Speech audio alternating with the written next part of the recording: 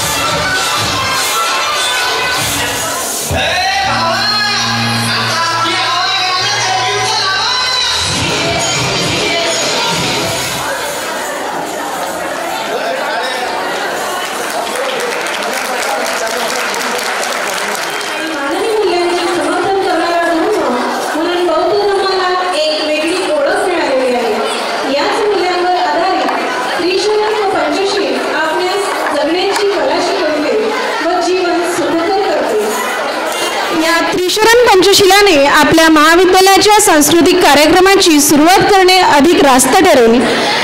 चला तर मग इंग्रजी गणित व धम्मसंस्कार वर्गाचे विद्यार्थी उद्घाटनपर आपणासमोर त्रिशरण पंचशिलावर आधारित कथ्थक नृत्य सादर करीत आहेत. तरी मी सर्वांना विनंती करते की आपण जोरदार टाळ्यांच्या गजरात या विद्यार्थ्यांचं कौतुक स्वागत करावं आणि त्यांचं मनोबल वाढवावं. यामध्ये सादरकर्ते विद्यार्थी आहेत कुमारी जानवी वाघ, कुमारी ऋतुजा इंगोले, कुमारी खुशी गवई, कुमारी तनुश्री पंडित, कुमारी आराध्या नरवाडे, कुमारी दिव्या निशांतराव, कुमारी एकता इंगोले, कुमारी प्रज्ञा मनवर, कुमारी प्रणाली करवते. चला तर मग आपण आस्वाद घेऊया त्रिशरण पंचशिलावर आधारित कथ्थक नृत्याचा. शरणं गच्छामि धम्मं शरणं गच्छामि बुद्धं शरणं गच्छामि धम्मं शरणं गच्छामि संघं शरणं गच्छामि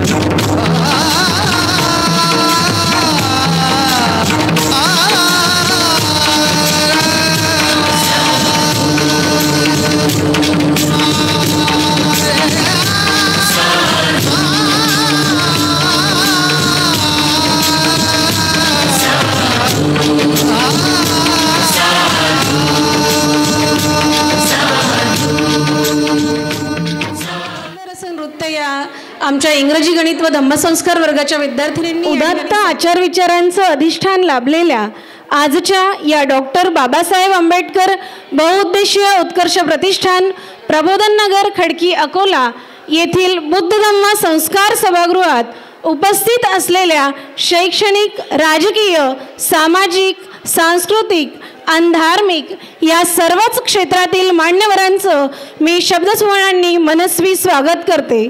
स्वागतम, शुभ स्वागतम, शतस्वागतम. आज 26 जानेवारी प्रजासत्ताक दिन. सर्वप्रथम सर्व देशवासियांना मी प्रजासत्ताक दिनाच्या अनेक शुभेच्छा देते. उत्सव तीन रंगांचा, उत्सव आज देशप्रेमाचा. उत्सव तीन रंगांचा, उत्सव आज देशप्रेमाचा. उत्सव आज प्रत्येक भारतीयाचा. उत्सव आज प्रजासत्ताक दिनाचा. प्रजासत्ताक दिनालाच आपण गणराज्य दिन असे देखील म्हणतो. आजचा हा दिवस प्रत्येक भारतीयासाठी आनंदाचे पर्व. आजचा दिवस देशभक्तीचे स्फुरण चढलेला भारतीयांचा गर्व. चला सुरुवात करूया आजच्या या पावन सोहळ्याला. डॉक्टर बाबासाहेब आंबेडकर बहुउद्देशीय उत्कर्ष प्रतिष्ठान अकोला या ऐतिहासिक संस्थेच्या doctor Babasaheb Ambedkar college of journalism and social work महाविद्यालयातर्फे आयोजित स्नेहसंमेलन व विविध क्रीडा स्पर्धा उद्घाटन सोहळ्यानिमित्त आपण एकत्र जमलो आहोत. या उद्घाटन सोहळ्याला अध्यक्ष म्हणून सन्माननीय प्राध्यापक मुकुंद भारसाकडे सर आपलं अध्यक्षस्थान स्वीकारतील अशी मी त्यांना विनंती करते. प्राध्यापिका अंजलीताई आंबेडकर यांनी देखील विचारमंचावर आपलं स्थान ग्रहण करावं अशी मी त्यांना विनंती करते. त्याचप्रमाणे ॲडव्होकेट मोहता सरांनी सुद्धा विचारमंचावर आपलं स्थान ग्रहण करावं. वंचित बहुजन महिला आघाडी प्रदेश महासचिव सन्माननीय अरुंधती शिरसाट मॅडम यांनी सुद्धा विचारमंचावर स्थान ग्रहण करावं.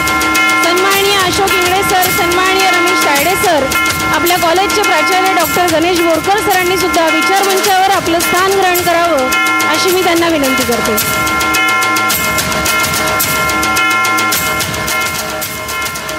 निमंत्रित सर्व पाहुण्यांचं विचारमंचावर आगमन झालं आहे. विचारमंचावर उपस्थित सर्व सन्माननीय मान्यवरांना मी विनंती करते की त्यांनी आपले आदर्श महाकरुणिक तथागत भगवान गौतम बुद्ध, परमपूज्य विश्वरत्न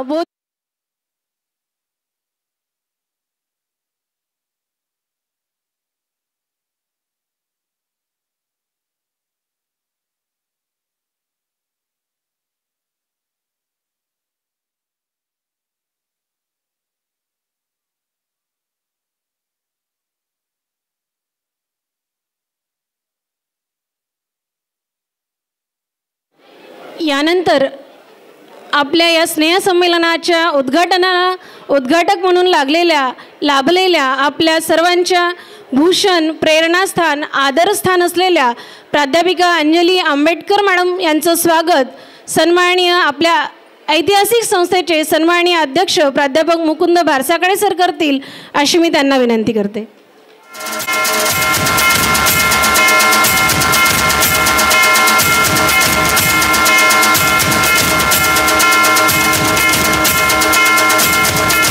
धन्यवाद सर. विचारमंचावर उपस्थित ॲडव्होकेट मोतीसिंग मोहता सरांचं स्वागत सन्माननीय अंबादास नंदागौडी सर करतील अशी मी त्यांना विनंती करते. धन्यवाद सर. वंचित बहुजन सचिव सन्माननीय अरुंधती शिरसाट मॅडमचं स्वागत सन्माननीय नंदागौडी मॅडम करतील अशी मी त्यांना विनंती करते.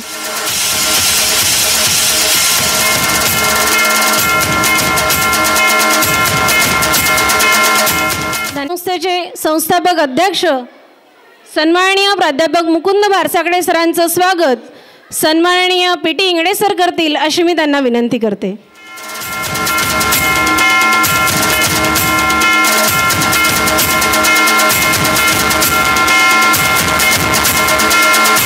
धन्यवाद सर. ऐतिहासिक संस्थेचे संस्थापक अशोक इंगळे सरांचं स्वागत सन्माननीय राहुल घोडेस्वार सर करतील अशी मी त्यांना विनंती करते.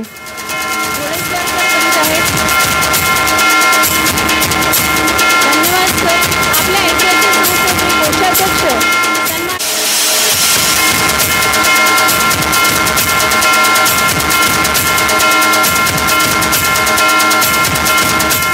सर. आपल्या प्रतिष्ठान doctor Babasaheb Ambedkar college of journalism and social वर्कचे प्राचार्य डॉक्टर गणेश बोरकर सरांचं स्वागत सन्माननीय समाधान जगताप सर करतील अशी मी त्यांना विनंती करते.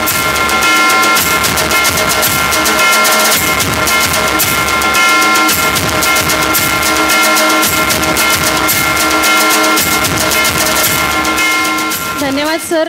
मी विचारमंचावर उपस्थित सर्व मान्यवरांना विनंती करते की त्यांनी आपल्या जागेवर स्थानापन्न व्हावं. यानंतर या स्नेहसंमेलनाच्या कार्यक्रमाचं प्रास्ताविक आपल्या कॉलेजचे प्राचार्य डॉक्टर गणेश बोरकर सर करतील अशी मी त्यांना विनंती करते. नमो बुद्धाय. जय भीम.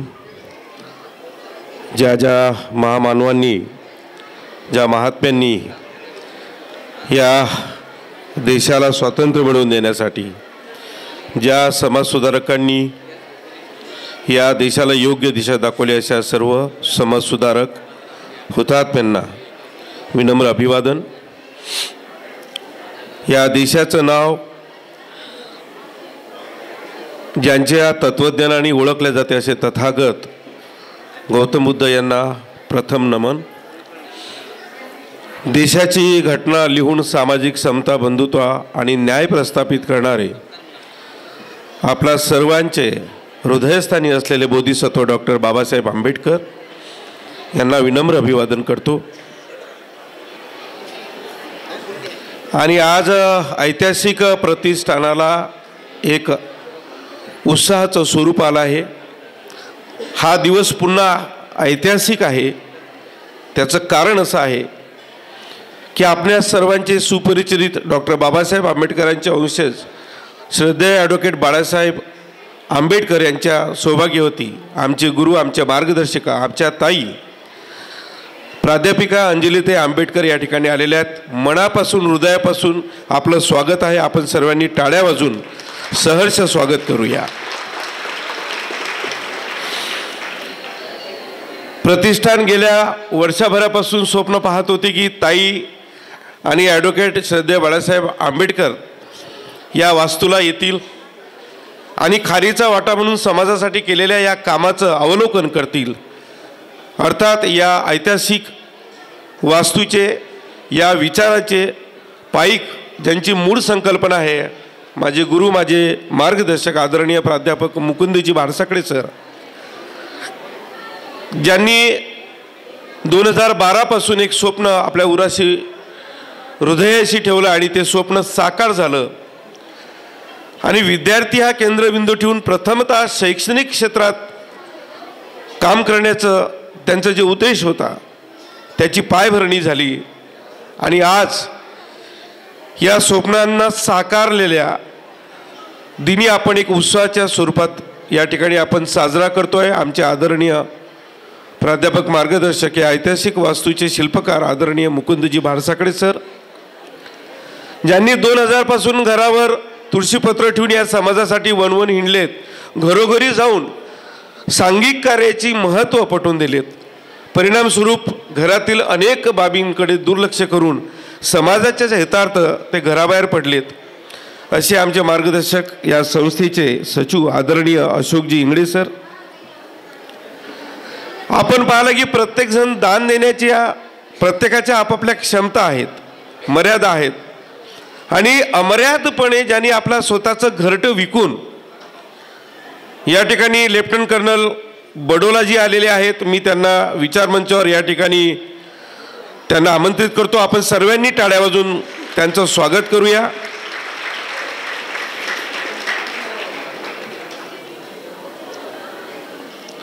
भारतीय सैन्यातले प्रमुख आपल्या या विचारमंचावर येत नाही तोपर्यंत शोभा वाढली जात नाही.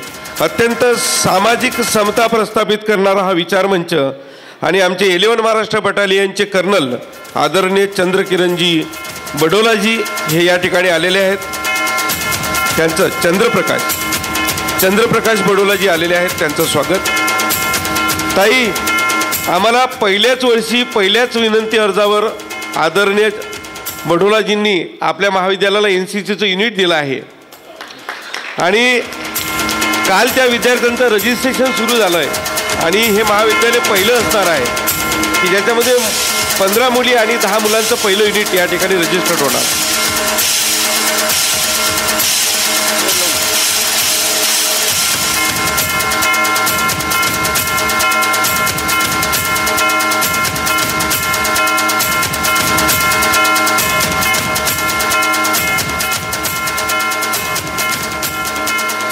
आदरणीय गिल्टाजींना आपले स्वयंसेवक विचारमंचावर घेऊन येतील, त्यांना थोडं सहकार्य करतील आणि त्यांनाही एक खुर्ची अरेंज करून त्यांना बसण्याची व्यवस्था करावी. आदरणीय गिल्टाजी जे काही आमचे सहकारी आहेत, अशोका एंटरप्राइजचं उद्घाटन जे आज होणार आहे किंवा ताईंच्या हस्ते झालेलं आहे, त्याची मूळ संकल्पना आदरणीय गिल्टाजींची आहे.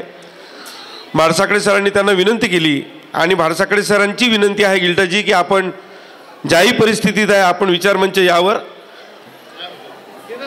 हां, मी सरांना विनंती करतो की गिल्टाजींचं स्वागत पुष्पगुच्छ देऊन. ठीक आहे, त्यांना अडचण होत असेल तर राहू द्या, खंडारे सर राहू द्या, तिथं येतील सर. सरांना विनंती आहे की त्यांचं स्वागत पुष्पगुच्छ देऊन करावं.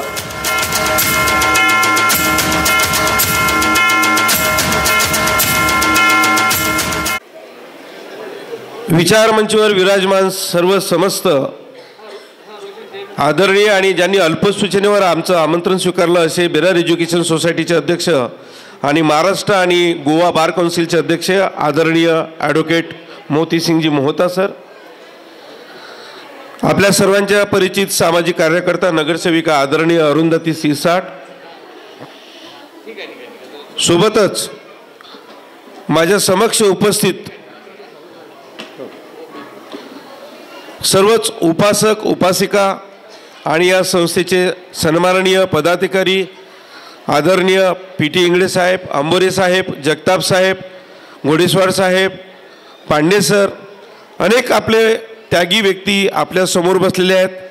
आपल्या सर्वांचं या ठिकाणी मनस्वी हार्दिक स्वागत आहे. खरं तर आम्हाला आज ताईंना ऐकायचं आहे, आम्हाला ॲडव्होकेट मोतीसिंग मोहता आणि कर्नल साहेबांना ऐकायचं आहे. तत्पूर्वी मी आदरणीय PT इंगळे सरांना विनंती करतो की आपल्या देशाचं भूषण आणि लेफ्टनंट कर्नल बडोलाजी यांचं पुष्पगुच्छ देऊन प्रथम त्यांनी स्वागत करावं आणि आपण टाळ्यांच्या कडकडाटमध्ये आज आपण त्यांचं कौतुक केलं पाहिजे.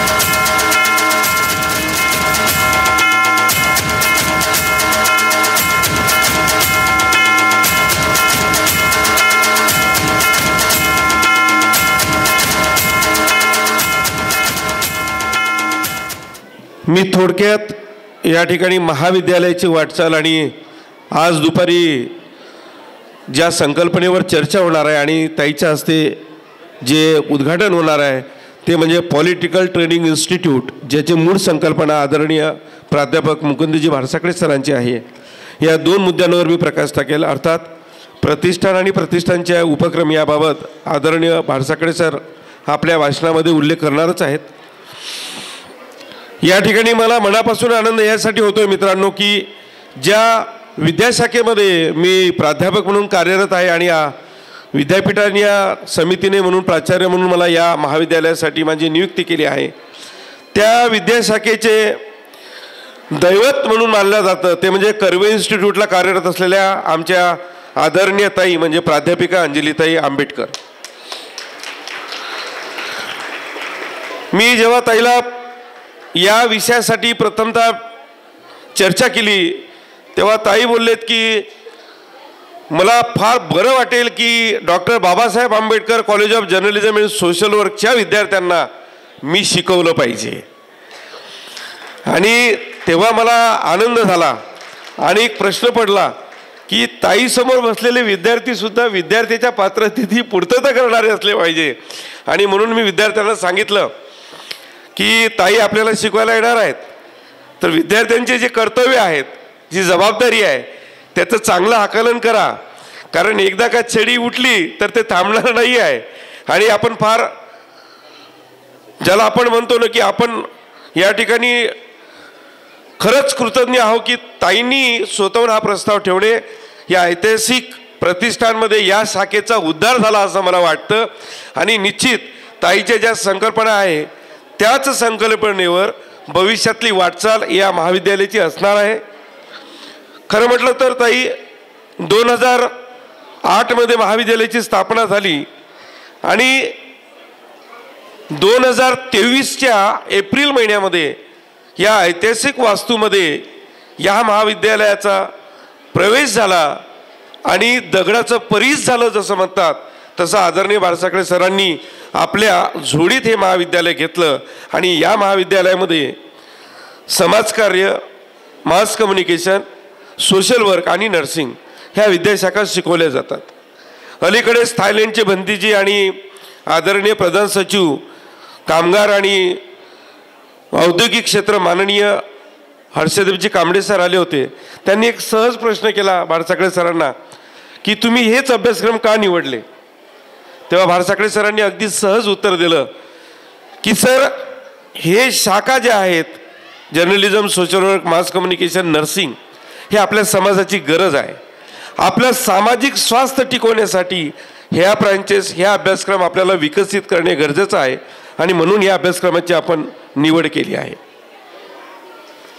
अलीकडेच विद्यापीठाची एक चमू महाविद्यालयाच्या तपासणीसाठी आली असता महाविद्यालयामध्ये शिवाजी महाविद्यालयाचे प्राचार्य भिसे सर आले आणि त्यांनी अक्षरशः आमच्या अभ्यासिका आणि लायब्ररीचे फोटोग्राफ्स आपल्या व्हॉट्सअपला शेअर केले आणि त्यांनी सांगितलं नव्याने उभं झालेल्या महाविद्यालयातलं जे ग्रंथालय आहे, जे अभ्यासिका आहे हे पाहण्यासारखं आहे. आपण निश्चित एकदा याला भेट दिली पाहिजे. म्हणजे अमरावती विद्यापीठामध्ये 5 जिल्ह्यामध्ये 500पेक्षा जास्त महाविद्यालय आहेत आणि या महाविद्यालयापैकी अगदी 2023 ऐतिहासिक प्रतिष्ठानमध्ये महाविद्यालय हस्तांतरित झाल्याबरोबर आपलं ग्रंथालय, आपलं अभ्यासिका याची नोंद विद्यापीठाला घ्यावी लागली. महाविद्यालयाचे 5 प्राचार्य आपल्या महाविद्यालयात भेटीला आलेत तेव्हा त्यांनी या सर्व उपक्रमाचं, सुविधांचं टीचर लोकांना विनंती आहे कृपया विद्यार्थ्यांना शांत बसवा. तर अशा परिस्थितीमध्ये जेव्हा या 4 महिन्यामध्ये आम्ही एक फायनान्शियल हिशोब काढला की या महाविद्यालयाला उभं करण्यासाठी आपल्याला ज्या सुविधा द्यायच्या आहे साधारणतः 50 लाख रुपयाच्या वर केवळ ॲम्युनिटीज उभं करण्यासाठीचा खर्च झाला. आणि मी बारसाकडे सरांना अत्यंत नम्रपणे म्हटलं की सर खर्च जास्त होत आहे काय.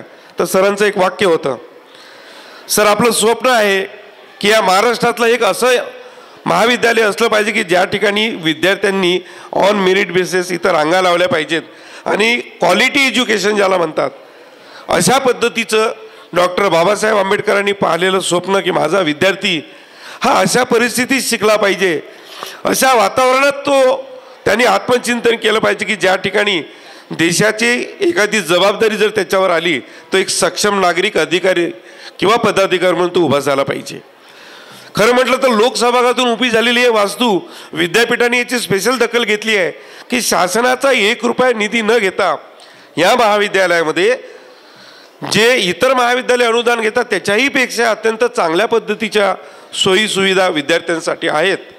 किंबहुना जो टीचिंग आणि नॉन टीचिंग स्टाफ आहे त्याचं जे काही डिवोशन आहे, जे सहकार्य आहे ते या ठिकाणी नमूद करण्यासारखं आहे. ताईंनी मला प्रश्न विचारला की अभ्यासिकेमध्ये मुलींसाठी आणि मुलांसाठी वेगळी वेगळी व्यवस्था काय आहे. ताईंचं जे मत आहे ते मला लगेच परखलं, माझ्या लक्षात आलं.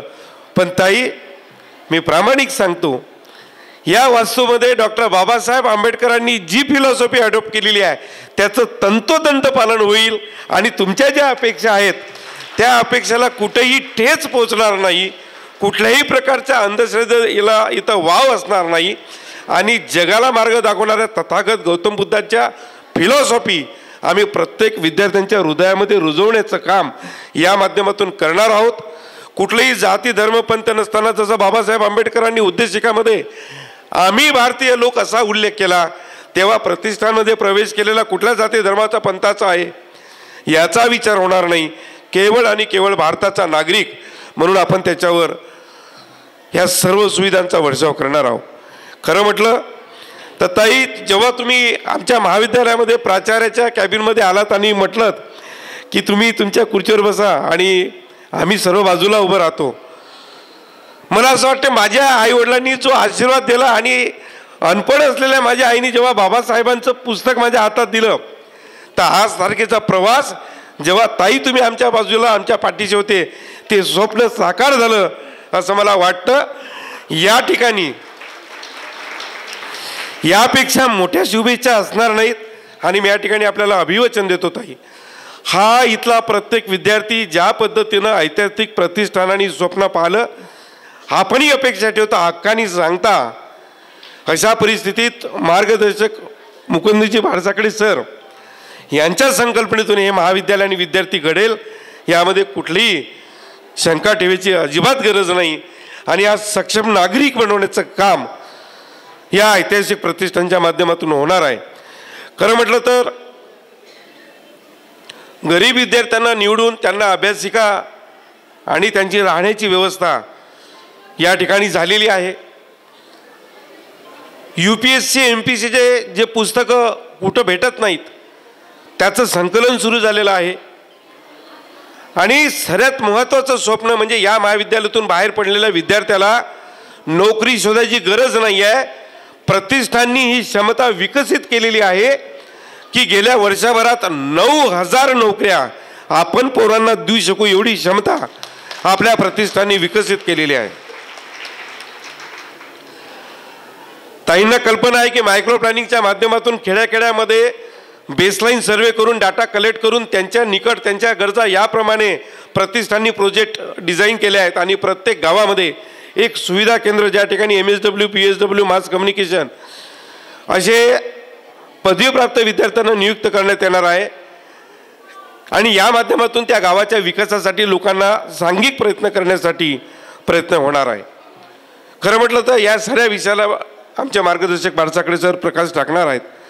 महाविद्यालयाच्या या वाटचालीमध्ये ताईंना मी या ठिकाणी उल्लेखित करून सांगतो की महाविद्यालयाच्या दरवर्षीच्या निकालामध्ये महाविद्यालयाचे किमान 2 विद्यार्थी हे विद्यापीठाच्या मेरिट लिस्टमध्ये असतात. आणि 2024 नंतर आपल्याला किमान 5 विद्यार्थी मेरिटमध्ये दिसतील असं अभिवाचन या ठिकाणी देतो.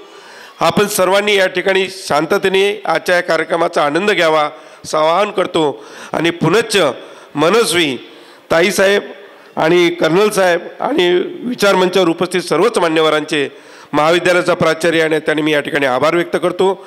माझ्या या वाणीला विराम देतो. जय हिंद, जय भीम, जय महाराष्ट्र. धन्यवाद.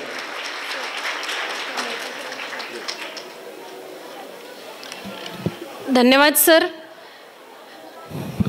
यानंतर द बेरार एज्युकेशन सोसायटी अकोलाचे अध्यक्ष सन्माननीय ॲडव्होकेट मोतीसिंग मोहता सर आपले विचार व्यक्त करतील अशी मी त्यांना विनंती करते.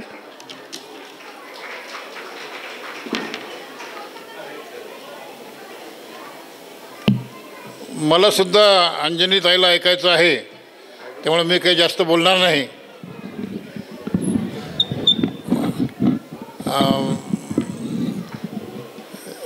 आयुष्यामध्ये 3दा ॲडव्होकेट बाळासाहेब आंबेडकर यांच्यासोबत मंच शेअर करण्याची मला संधी मिळाली.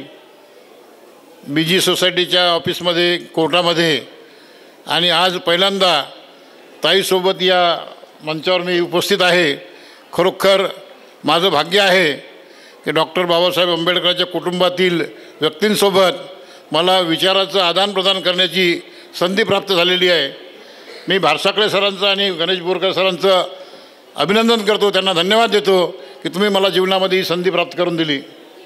मंचावर उपस्थित या संस्थेचे अध्यक्ष आणि आमच्या कॉलेजचे माजी विद्यार्थी म्हणा, माजी प्राध्यापक म्हणा, आदरणीय मुकुंदजी भारसाकडे सर, संस्थेचे सचिव अशोक इंगळे सर, कोश ज्यांच्या हातामध्ये आहे असे तायडे सर, माझी छोटी बहीण नगरसेविका आहे, लहानाची मोठी आमच्या समक्ष झाली. आणि मी जेव्हा अकोला शहरात आलो तेव्हा माझे राजकीय गुरु म्हणजे तिचे मोठे बंधू अनिल तायडे, आज ते आमच्यामध्ये नाहीत. गणेशजी बोरकर कॅप्टन आलेले आहेत, त्यांचासुद्धा आपण सत्कार केला.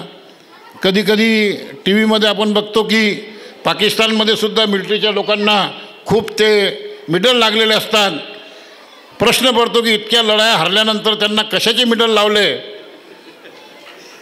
महत्त्वाचा प्रश्न आहे. आपल्या इथे जर खरोखर लढाई जिंकून मेडल लागलेले आहेत त्यांचंसुद्धा मी इथे स्वागत करतो.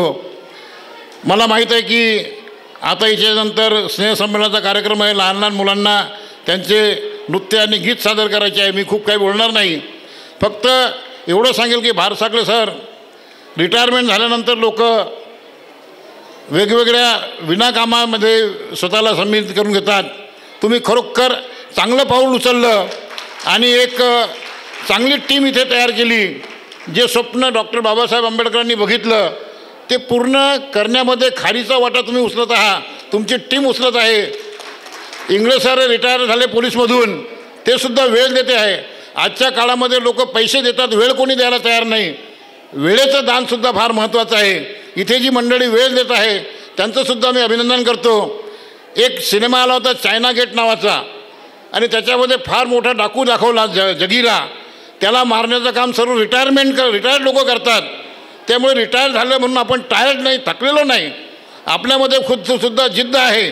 जे स्वप्न आपलं अपूर्ण राहिलं ते पूर्ण करायचं या विद्यार्थ्यांच्या माध्यमातून.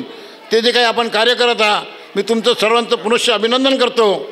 बोरकर साहेब, आमचेसुद्धा 5 कॉलेज आहेत, जुने कॉलेज आहेत, त्याच्यामध्ये आम्ही काही बदल करू शकत नाही. पण नुकतंच एक 7 एकर जमीन आम्ही कालच परवा दिवशीच आम्हाला येणे झालेली आहे. MIDCमध्ये घेतली आम्ही सिटी स्पोर्ट्स क्लबच्या मागे आणि नवीन इमारती तिथे बांधायच्या आहेत. मी माझ्या इंजिनियरला बाकी लोकांना सांगेल की बघा किती छान इमारत इथे बांधल्या गेलेली आहे. व्हर्च्युअल क्लासरूम्स आहेत, अद्ययावत लायब्ररी आहे, स्टाफ रूम आहे. त्यांची कनेक्टिव्हिटी इतकी सुंदर झालेली आहे की एकमेकाशी संपर्क करण्याला फार सोपं झालेलं आहे. मी विद्यार्थ्यांना एवढंच सांगेल की भाग्य आहे तुमचं की इथे तुम्ही ॲडमिशन घेतलेली आहे.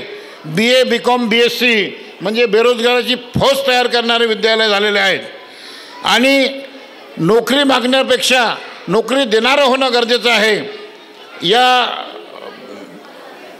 डॉक्टर बाबासाहेब आंबेडकर बहुउद्देशीय उत्कर्ष प्रतिष्ठाननी नुकताच एक उपक्रम सुरू केलेला आहे आणि लोखंड आणि सिमेंटची विक्री करून त्याच्यामधून जो नफा मिळेल तो नफा विद्यार्थ्यांच्या शिक्षणासाठी ते खर्च करणार आहेत. खरोखर गिल्डाजी आणि तुमच्या पूर्ण टीमचं मी अभिनंदन करतो. हे कोणाच्या डोक्यात आलं नाही की व्यवसाय करायचा आणि त्यातला पैसा घरी न नेता चांगल्या कामासाठी खर्च करायचा. ज्यांच्या मनामध्ये खूप चांगली श्रद्धा आहे, ज्यांचे विचार चांगले आहेत आणि ज्यांना सर्व समाजासाठी करायचं आहे त्यांना जीवनामध्ये काहीही कधी कोणीही कमी पडत नाही. दान देणारासुद्धा विचार करतो की माझं दान सत्कारमी लागणार आहे की ते कोणी स्वतःसाठी खर्च करणार आहे. त्यामुळे मी तुम्हाला इतकं सांगेल की सर शुभेच्छा देतो. माझ्याकडनं जे काही शक्य आहे ते मी निश्चित करेल. पण जीवनामध्ये तुमचा उद्देश चांगला असल्यामुळे तुम्हाला कोणत्याही गोष्टीची इथेही कमतरता भासणार नाही. आणि आज 26 जानेवारी एक चांगला दिवस आपण निवडला. मला इथं बोलावलं. मला आठवतं की कालच प्रसन्न वराळे साहेबांनी सुप्रीम कोर्टचे जज म्हणून शपथ घेतली. ते माझे चांगले मित्र आहेत. त्यांचे वडील आणि डॉक्टर बाबासाहेब आंबेडकर चांगले मित्र होते आणि त्यांनी एकदा आठवणी सांगताना सांगितलं की डॉक्टर बाबासाहेब आंबेडकरांनी मी लहान असताना मला एक पेन दिला आणि तो पेन मी आजही सांभाळून ठेवलेला आहे. मला असं वाटतं की बाबासाहेबांचा पेन त्यांनी सांभाळून ठेवल्यामुळे त्यांना कुशाग्र बुद्धी मिळाली आणि आज ते सुप्रीम कोर्टाचे जज झाले. म्हणजे एक पेन जर एवढं मोठी ताकद निर्माण करू शकतो तर त्यांचे विचार जर आपण आत्मसात केले तर मला असं वाटतं की जीवनामध्ये काही आपल्याला कमी पडणार नाही. मी पुनश्च सर्वांना शुभेच्छा देतो. या विद्यालयाला शुभेच्छा देतो. असंच उत्तरोत्तर कार्य घडत राहो अशी अपेक्षा व्यक्त करतो. कारण की बार्टीच्या माध्यमातून अनेक उपक्रम राबवले जातात परंतु तिथे जे काही व्यवस्था व्यवस्थित होत नाही ते कार्य इथे होत आहे. अनेक गरजू विद्यार्थ्यांना शिक्षणासाठी वन भटकावं लागते. आपण SA कॉलेजमध्ये सुद्धा जवळपास 200 विद्यार्थी बसतील एवढी मोठी अभ्यासिका सुरू केलेली आहे आणि सर्व विद्यार्थी तिथे त्याचा उपयोग घेतात. इतर महाविद्यालयामध्ये सुद्धा आपण अभ्यासिका सुरू केलेल्या आहेत आणि इथे जी काही अभ्यासिका आहे ती अतिशय अद्ययावत आहे. त्याच्यामुळे निश्चित रूपाने आज जे काही टेक्नॉलॉजी बदललेली आहे त्याचा फायदा विद्यार्थ्यांना मिळेल आणि विद्यार्थी नोकरी न मागता नोकरी देणारे तयार होतील. निश्चित याची मला खात्री आहे. मी पुनश्च शुभेच्छा देतो आणि माझं लांबलेलं वक्तव्य संपवतो. जय हिंद, जय भारत. धन्यवाद सर. सरांनी अतिशय सूचक शब्दामध्ये आपल्याला मार्गदर्शन केलं आहे. यानंतर द बेरार एज्युकेशन सोसायटीचे अध्यक्ष सन्माननीय ॲडव्होकेट मोहती सिंग मोहता सरांचं सन्मान चिन्ह देऊन स्वागत. आपल्या सर्वांच्या मार्गदर्शिका प्राध्यापिका अंजलीताई आंबेडकर या सन्मान चिन्ह देऊन या मोहती सिंग मोहता सरांचं स्वागत करतील अशी मी त्यांना विनंती करते. सन्माननीय प्राध्यापिका अंजलीताई आंबेडकर आणि तसेच संपूर्ण विचारमंचाला मी विनंती करते की सरांचं सन्मान चिन्ह देऊन स्वागत करावं.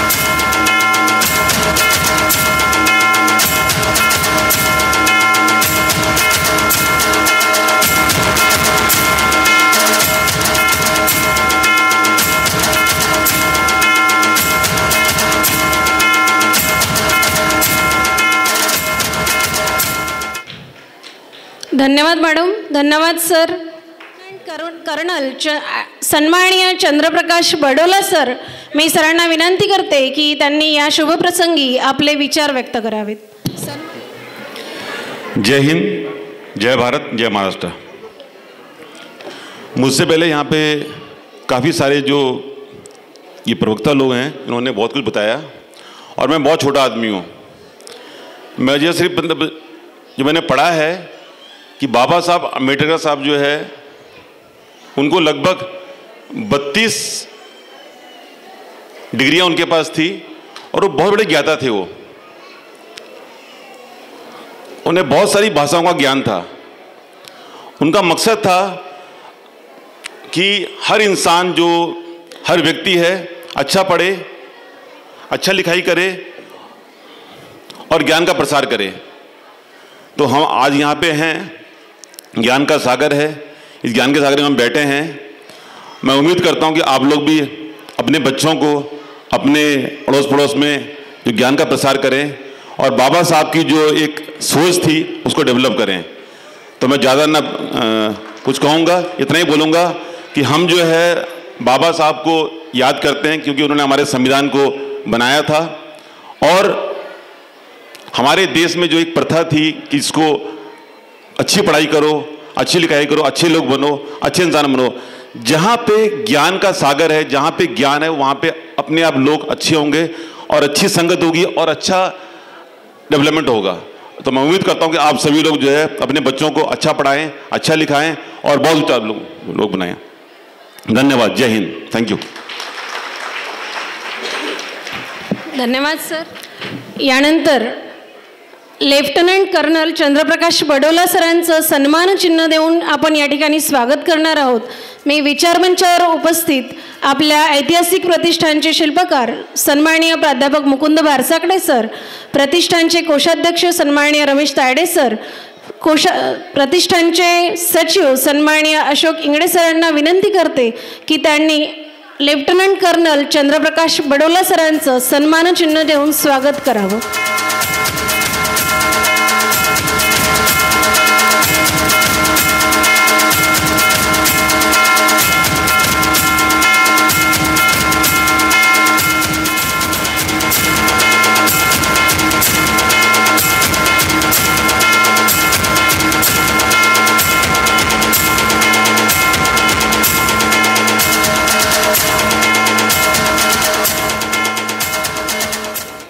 धन्यवाद सर. यानंतर आपल्या ऐतिहासिक प्रतिष्ठानने नव्याने हाती घेतलेले जे 2 उपक्रम आहेत त्यामध्ये प्रामुख्याने सांगता येईल की अशोका एंटरप्राइजेस आणि पॉलिटिकल ट्रेनिंग इन्स्टिट्यूट जे आपण नव्याने सुरू करतोय, या दोन्ही इन्स्टिट्यूटचं, दोन्ही शाखांचं आपण आपल्या या स्नेह संमेलनाच्या उद्घाटिका सन्माननीय प्राध्यापिका अंजलीताई आंबेडकर यांच्या हस्ते या दोन्ही क्षेत्रांचं आपण उद्घाटन करणार आहोत. मी विचारमंचावर उपस्थित सन्माननीय प्राध्यापिका आपल्या सर्वांचं भूषण, सर्वांचे मार्गदर्शक सर्वांच्या मार्गदात्या सन्माननीय प्राध्यापिका अंजलीताई आंबेडकर यांना विनंती करते की त्यांनी अशोका एंटरप्राइजेस आणि पॉलिटिकल ट्रेनिंग इन्स्टिट्यूटचं विमोचन करावं.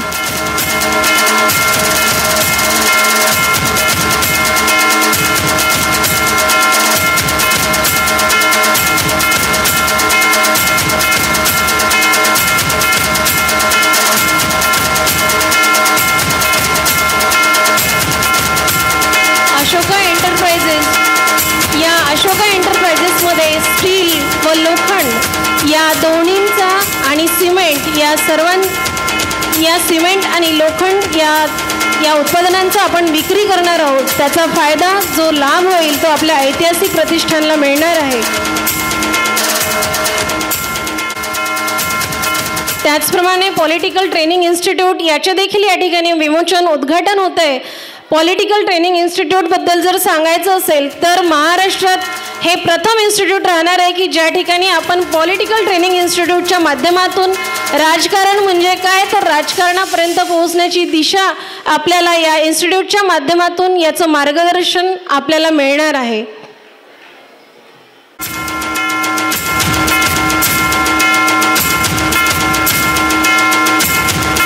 Doctor Babasaheb Ambedkar political training institute या इन्स्टिट्यूटचं या ठिकाणी विचारमंचावर उपस्थित सर्व मान्यवरांच्या सर्वांनी जोरदार टाळ्यांच्या गजरात या इन्स्टिट्यूटचं उद्घाटन करावं.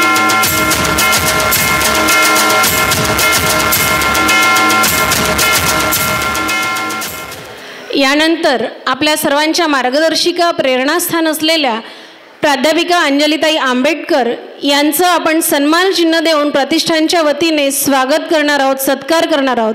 मी आपल्या ऐतिहासिक प्रतिष्ठानचे शिल्पकार प्राध्यापक मुकुंद बारसाकडे सर आणि तसेच संपूर्ण विचारमंचाला विनंती करते की त्यांनी प्राध्यापिका अंजलीताई आंबेडकर यांचं सन्मान चिन्ह देऊन स्वागत करावं.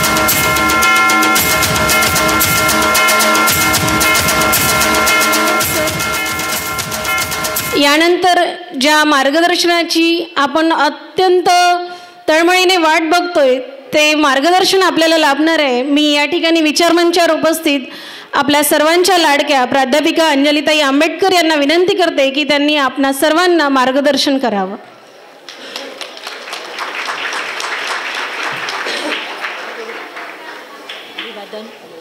आज डॉक्टर बाबासाहेब आंबेडकर प्रतिष्ठान आणि doctor Babasaheb Ambedkar college of journalism and social work या दोन्हीही संस्थांनी आजच्या कार्यक्रमासाठी मला आमंत्रित केलं. याच्याबद्दल मी सगळ्या संयोजकांचे मनपूर्वक आभारी आहे, कारण हा मी माझा स्वतःचा खूप मोठा सन्मान समजते. अशोका सारख्या एका एंटरप्राइझिंग गोष्टीचं उद्घाटन माझ्या हस्ते होणं ज्यातला मला गंधही नाही आहे आणि institute of doctor Babasaheb Ambedkar institute of political training ह्याचंही उद्घाटन माझ्या संकल्पनेचं उद्घाटन माझ्या हस्ते हवं हा दोन्ही बाबतीत माझा खूप सन्मान आहे. आणि मला विशेषतः अशोका एंटरप्राइजेसबद्दल मला आवर्जून सांगावंसं वाटतं की सामाजिक काम करणाऱ्या शैक्षणिक काम करणाऱ्या अनेक संस्था त्याच्यामध्ये उभारल्या जातात, पण त्याचं सातत्य टिकत नाही. कुठलीही संस्था उभारल्यानंतर ती चिरंतन पद्धतीने चालू जावी, निरंतर चालू राहावी, त्याचं सातत्य टिकावं याच्यासाठी त्याला एका आर्थिक पाठबळाची गरज असते. आणि ते जर आर्थिक पाठबळ उभं राहिलं नाही तर कित्येक वेळेला सामाजिक राजकीय मिंधे पण स्वीकारण्याची वेळ येते. हा संपूर्ण भारताचा आणि आंबेडकरी चळवळीचा सुद्धा इतिहास राहिलेला आहे. त्यामुळे एका अर्थाने एक व्यावसायिक क्षेत्रात पदार्पण करून, विशेषतः प्रतिष्ठानने एका व्यावसायिक क्षेत्रात पदार्पण करून आपण सुरू केलेलं सामाजिक काम हे कायम आत्मनिर्भर राहील ही संकल्पनाच मुळामध्ये खूप अतिशय चांगली आहे आणि संपूर्ण भारतभरच्या लोकांनी याचा एक आदर्श घेण्याची गरज आहे. आणि ही संकल्पना मांडणाऱ्या आणि ती पुढे नेणाऱ्या सगळ्यांचे मनपूर्वक अभिनंदन.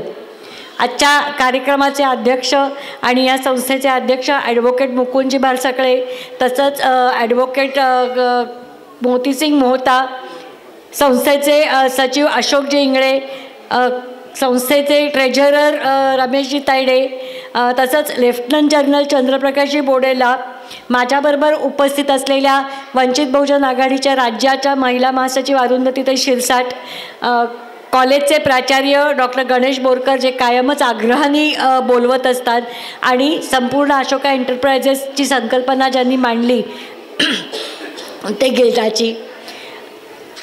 मला एक पाण्याची बाटली ठेवा फक्त इथे. मला पण जसं असं कोरडं पडतंय, मला गेले 5-6 दिवस होतोय त्रास.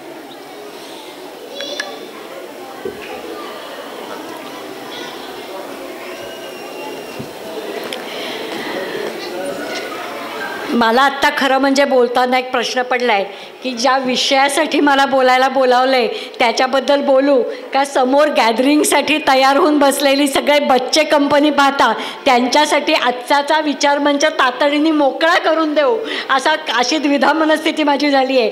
कारण तिथे राहू दे, मला हाताशी नाही.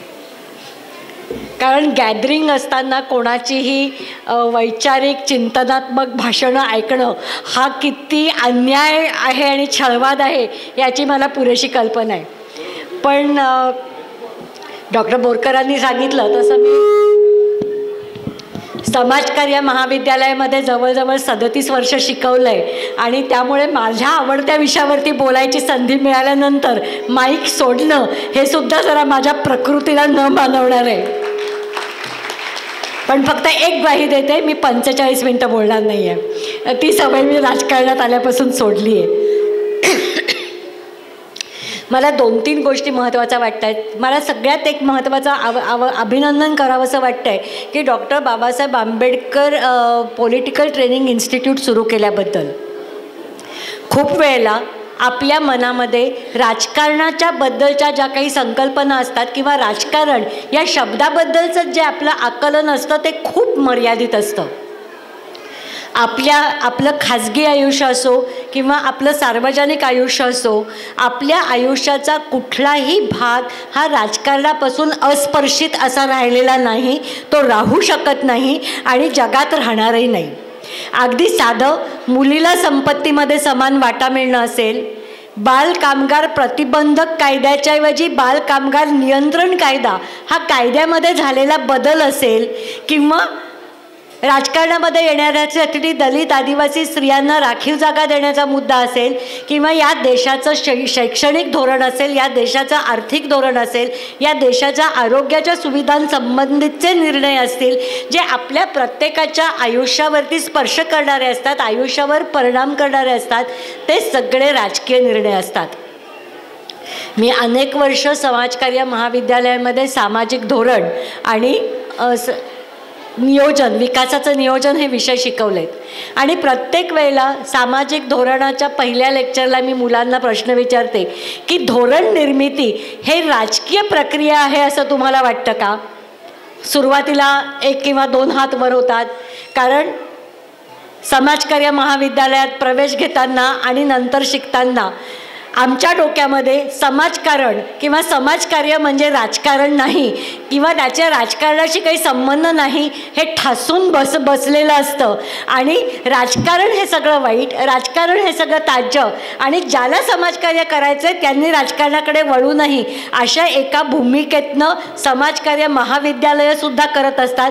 ते संस्थांतर्गत आणि संस्थाबाहेर राजकारण सातत्याने करत असतात, तो वेगळा मुद्दा. पण मुलांना शिकवताना सारखं सांगितलं जातं की समाजकार्यकर्त्यांनी राजकीय पद्धतीपासून अलिप्त राहिलं पाहिजे. आणि माझा साधा त्यांना प्रश्न असतो, मग स्त्रियांचं सबलीकरण, आदिवासींचं सबलीकरण, दलितांना समान हक्क मिळणं, दलितांना विकासाची संधी मिळणं हा आपण समाजकार्याचा गाभा समजतो का आपण तो समाजकार्याचा गाभा नाही असं मानतो? तिथून पुढे जरा पोरांची चक्र फिरायला लागतात, चेहऱ्यावर तर प्रश्नचिन्ह निर्माण झालेलं लक्षात येतं.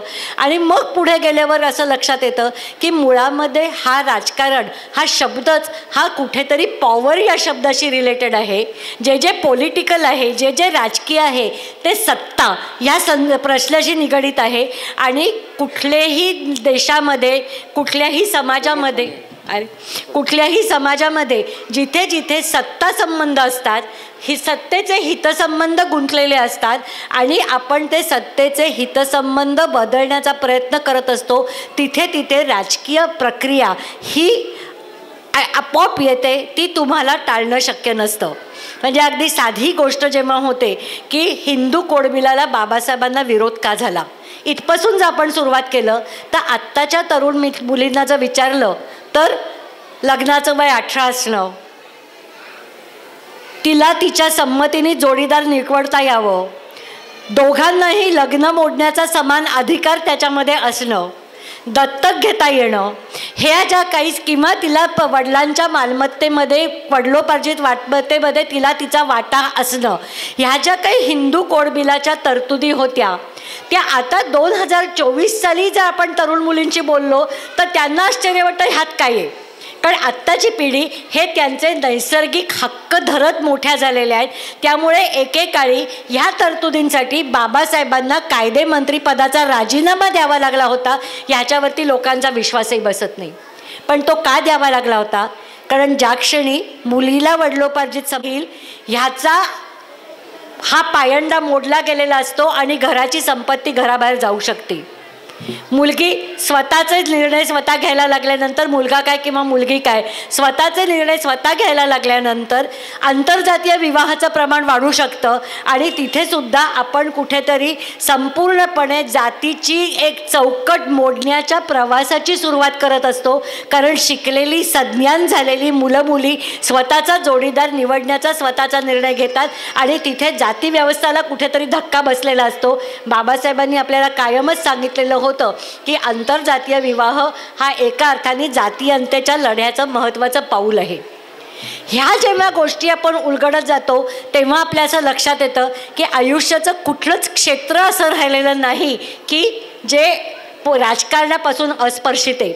अगदी आपण 75 साल्यानंतर जी नव्याने स्त्रीमुक्ती चळवळ भारतामध्ये सुरू झाली त्या चळवळीकडे जरी बघितलं तरी असं लक्षात येतं की अगदी दारूबंदी, कौटुंबिक हिंसाचार इथपासून सुरू झालेली चळवळ ही गर्भनिरोधकं ही फक्त बाईच्याच अंगामध्ये का इम्प्लॅन्ट करायची. जी पाश्चात्य देशांनी बंदी घातलेली गर्भनिरोधकं आहेत ती फक्त बायकांच्याच वरती त्याचे प्रयोग केले का जातात आणि पुरुषांच्या वरती त्याचे प्रयोग का केले जात नाहीत. इथपासून गर्भपात बाईला करायचा असेल किंवा तिला जर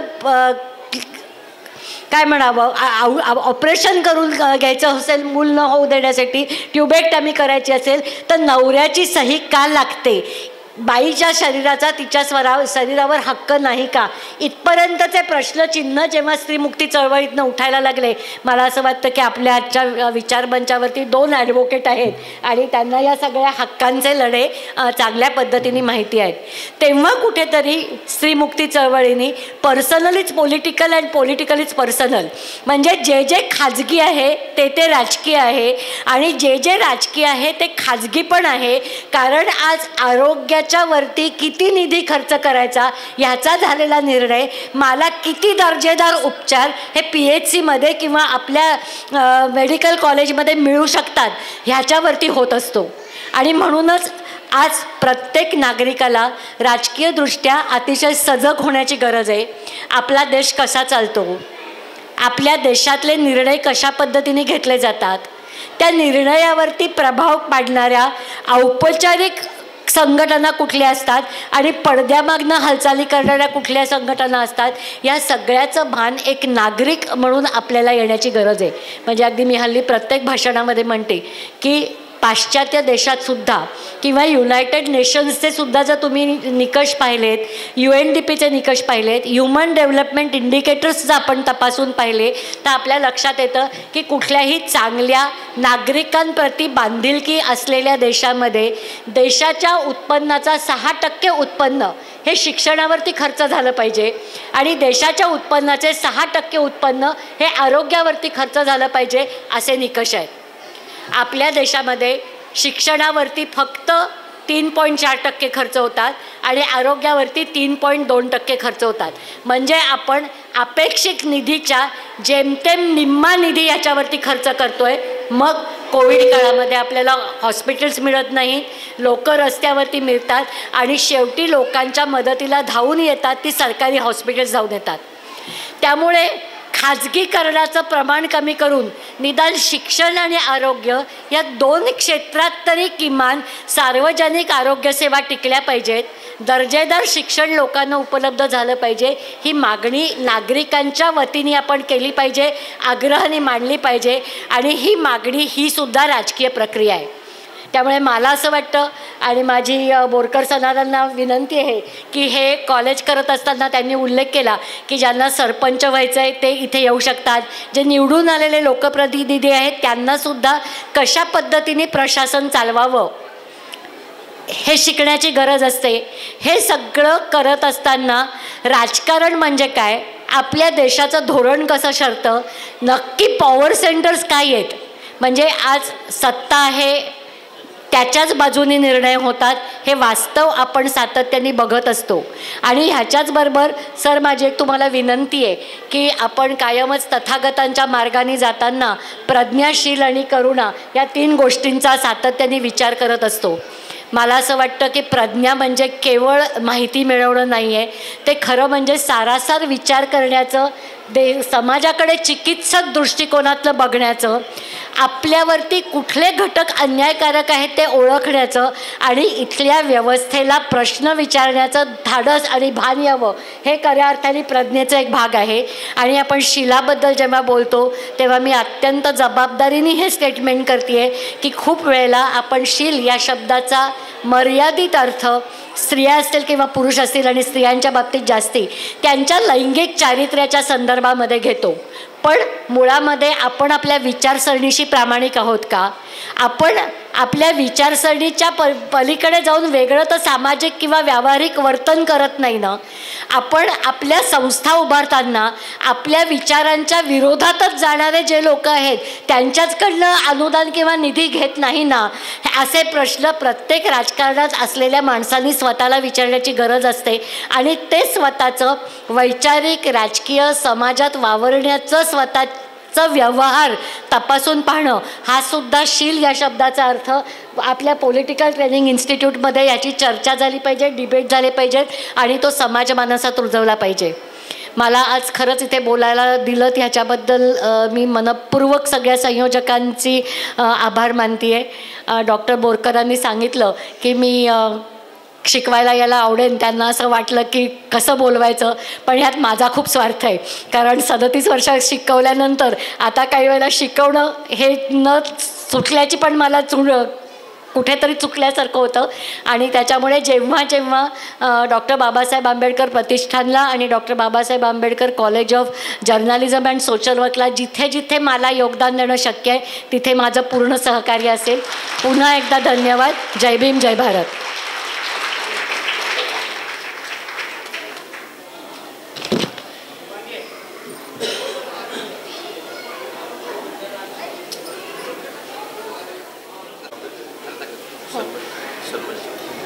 धन्यवाद मॅडम. बोलीने चालीने निकोप शुद्ध, ज्ञानाने तेजस कधी न क्रुद्ध, मनाने निर्मळ प्रेमळ स्नेही, कर्तृत्व फाट उदात्त देई या शब्दांना साजेसं असं प्राध्यापिका अंजली आंबेडकर मॅडम यांचं कर्तृत्व आहे. धन्यवाद मॅडम. यानंतर विचारमंचावर उपस्थित वंचित बहुजन महिला आघाडी प्रदेश महासचिव च्या सन्माननीय अरुंधती शिरसाट मॅडम यांचं आपण सन्मानचिन्ह देऊन स्वागत करणार आहोत. मी सन्माननीय वंदना तायडे मॅडम यांना विनंती करते की त्यांनी सन्माननीय अरुंधती शिरसाट मॅडम यांचं सन्मानचिन्ह देऊन स्वागत करावं. तसेच संपूर्ण विचारमंचाला सुद्धा विनंती करते की वंदना तायडे मॅडम आणि संपूर्ण विचारमंचांनी सन्माननीय अरुंधती शिरसाट मॅडम यांचं स्वागत करावं. सन्मानचिन्ह देऊन या ठिकाणी आपण अरुंधती शिरसाट मॅडम यांचा सत्कार घेत आहोत. सन्माननीय अरुंधती शिरसाट मॅडम, सन्माननीय प्राध्यापिका अंजलीताई आंबेडकर या आपल्या सर्वांसाठी भूषणावह अशा आहेत. यांच्यापासून आपण अनेक प्रेरणा घेऊ शकतो. त्यामुळे त्यांचा सत्कार स्वागत आपण ऐतिहासिक प्रतिष्ठानच्या वतीने करीत आहोत. यानंतर आपल्या ऐतिहासिक प्रतिष्ठानचे शिल्पकार सन्माननीय प्राध्यापक मुकुंद भारसाकडे सर आपले विचार व्यक्त करतील, अध्यक्षीय भाषण करतील अशी मी त्यांना विनंती करते. सन्माननीय प्राध्यापक मुकुंद भारसाकडे सर. महाकरुणिक भगवान गौतम बुद्ध, बोधिसत्व डॉक्टर बाबासाहेब आंबेडकर यांच्या समग्र मानवी विचारांना विनम्र अभिवादन. आजच्या अत्यंत महत्त्वपूर्ण कार्यक्रमाला विचारमंचावर विराजमान सन्माननीय अतिथी बोधिसत्व डॉक्टर बाबासाहेब आंबेडकरांच्या नातसून माननीय अंजलीताई आंबेडकर,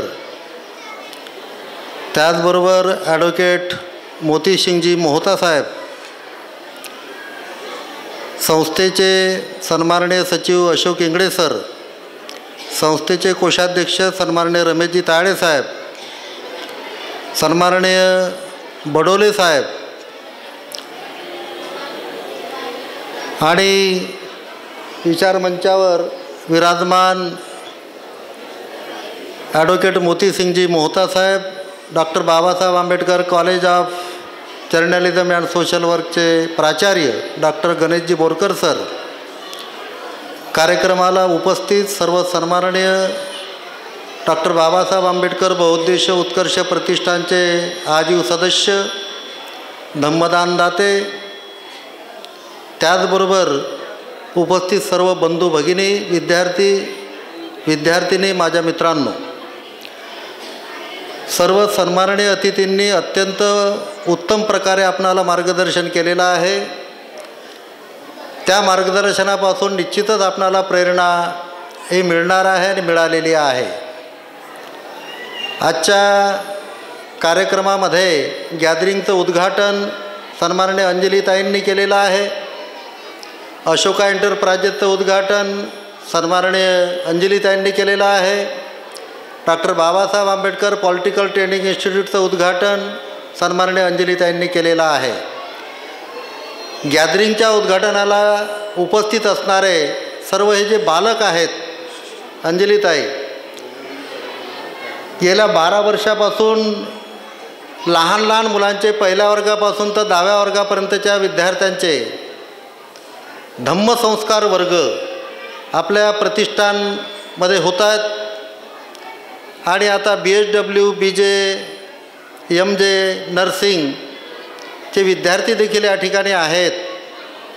आपल्या कॉलेजमध्ये शिकणारे जे विद्यार्थी आहेत ते अत्यंत तळमळीनं शिक्षण घेत आहेत आणि म्हणून अंजलीताईंना, ॲडव्होकेट मोतीसिंगजी मोहता साहेबांना आणि विचारमंचाला माझं ही माहिती सांगण्याचं जे धोरण आहे ते असं आहे की कदाचित अंजलीताई हे महाराष्ट्रातील पहिलं महाविद्यालय असेल की इथं शिकणाऱ्या विद्यार्थ्यांना नोकरीची हमी आहे. बाहेरच्या कंपन्या येतील, कॅम्पस सिलेक्शन होईल, हा भाग नंतरचा आहे, परंतु आपल्या या महाविद्यालयामध्ये शिक्षण घेणाऱ्या विद्यार्थ्यांना 100% नोकरीची हमी आहे. त्याचं कारण असं आहे की इथं शिकणारा जो विद्यार्थी आहे त्यानं कसं शिकावं की जेणेकरून त्याला नोकरी प्राप्त होईल, याचं एक सामाजिक धोरण आपण आखलेलं आहे. आताच अंजलीताईंनी जे सांगितलेलं आहे खूप मोलाचं सांगितलं आहे आणि अक्षरशः त्यांनी असणाऱ्या त्या चुकीच्या पद्धतीवर अक्षरशः बोट ठेवलेलं आहे की समाजकारण आणि राजकारण ह्या दोन्ही गोष्टी ह्या भिन्न आहेत. हे जे एक समज आहे महाराष्ट्रभर, विशेषतः शिकलेल्या सवरलेल्यांमध्ये देखील मोठ्या प्रमाणामध्ये आहे.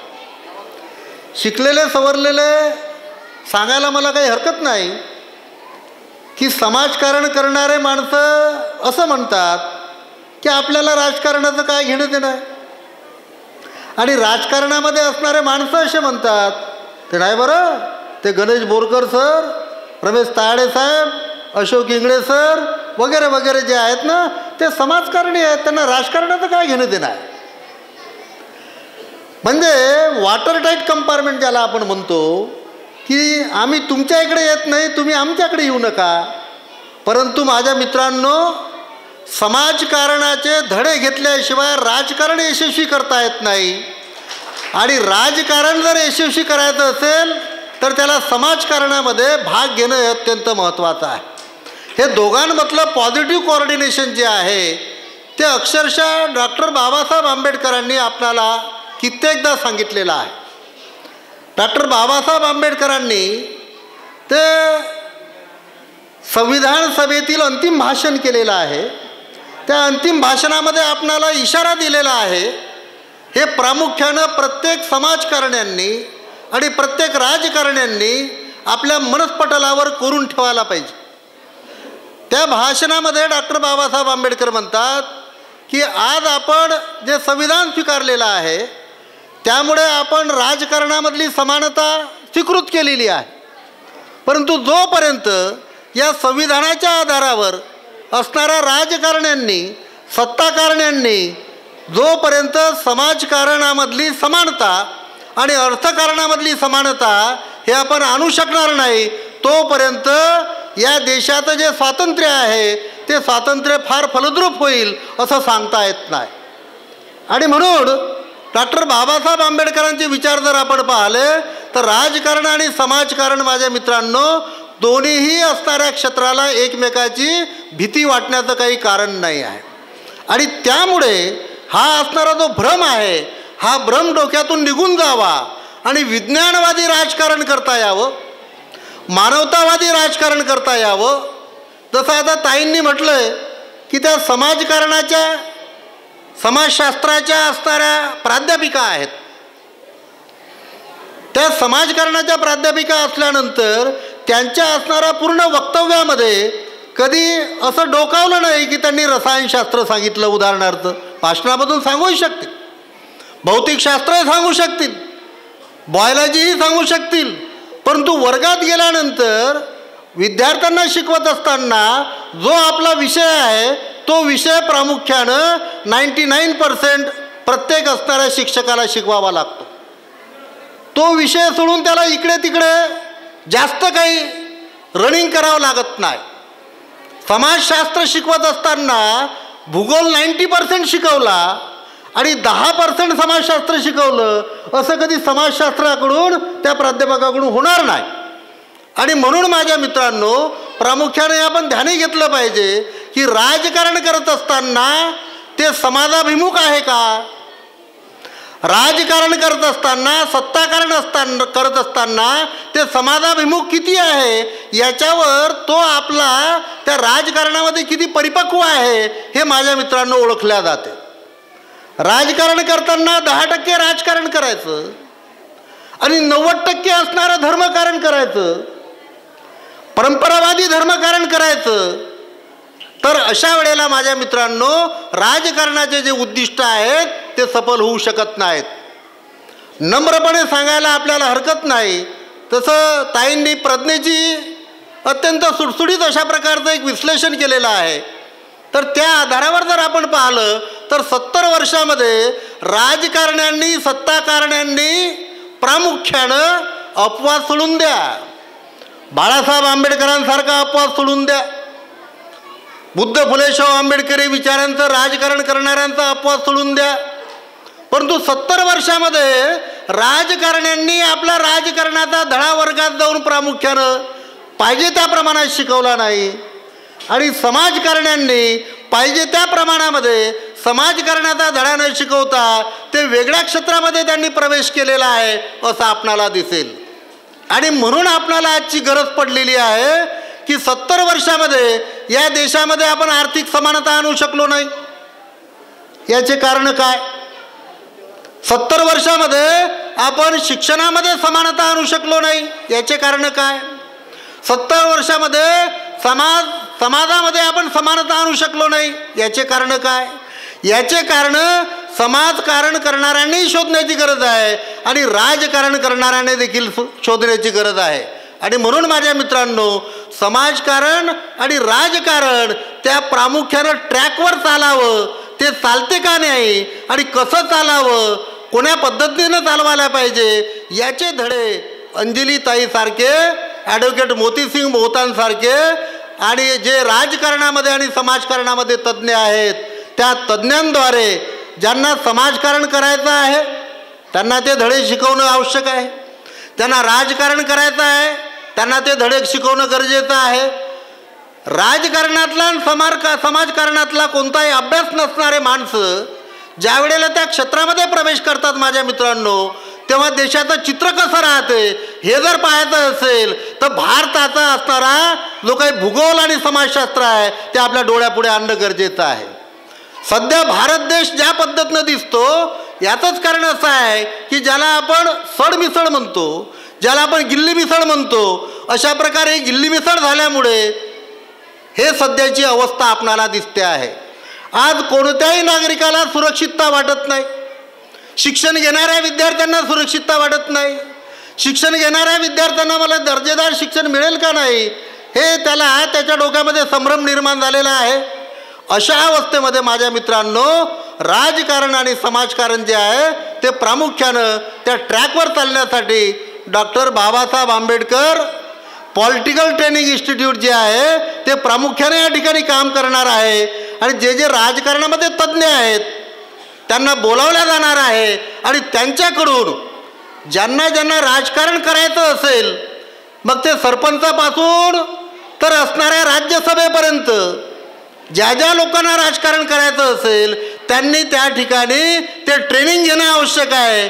आणि प्रामुख्याने ही जी थीम आहे ही थीम डॉक्टर बाबासाहेब आंबेडकरांनी पॉलिटिकल ट्रेनिंग इन्स्टिट्यूट आपणाला माहीत असेल, आपण अभ्यासक आहात, मुंबईमध्ये हे ट्रेनिंग इन्स्टिट्यूट स्थापन केलेलं होतं.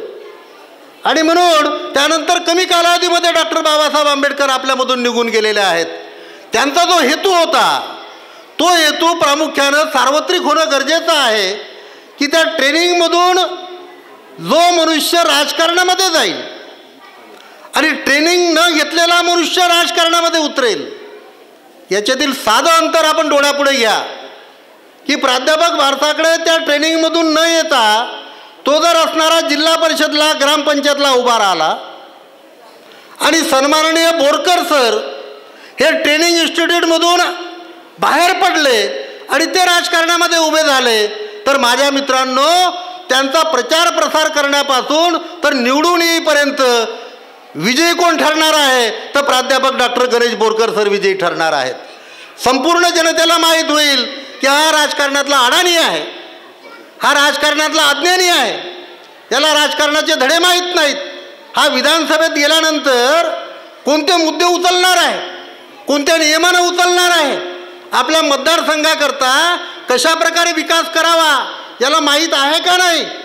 तर पहिल्यांदा प्रशिक्षण घेतलेला मनुष्य जो आहे हा भारतीय मतदार जो असेल तो त्याला निवडून दिल्याशिवाय राहणार नाही माझ्या मित्रांनो. आणि म्हणून या ट्रेनिंग इन्स्टिट्यूटची आवश्यकता आहे.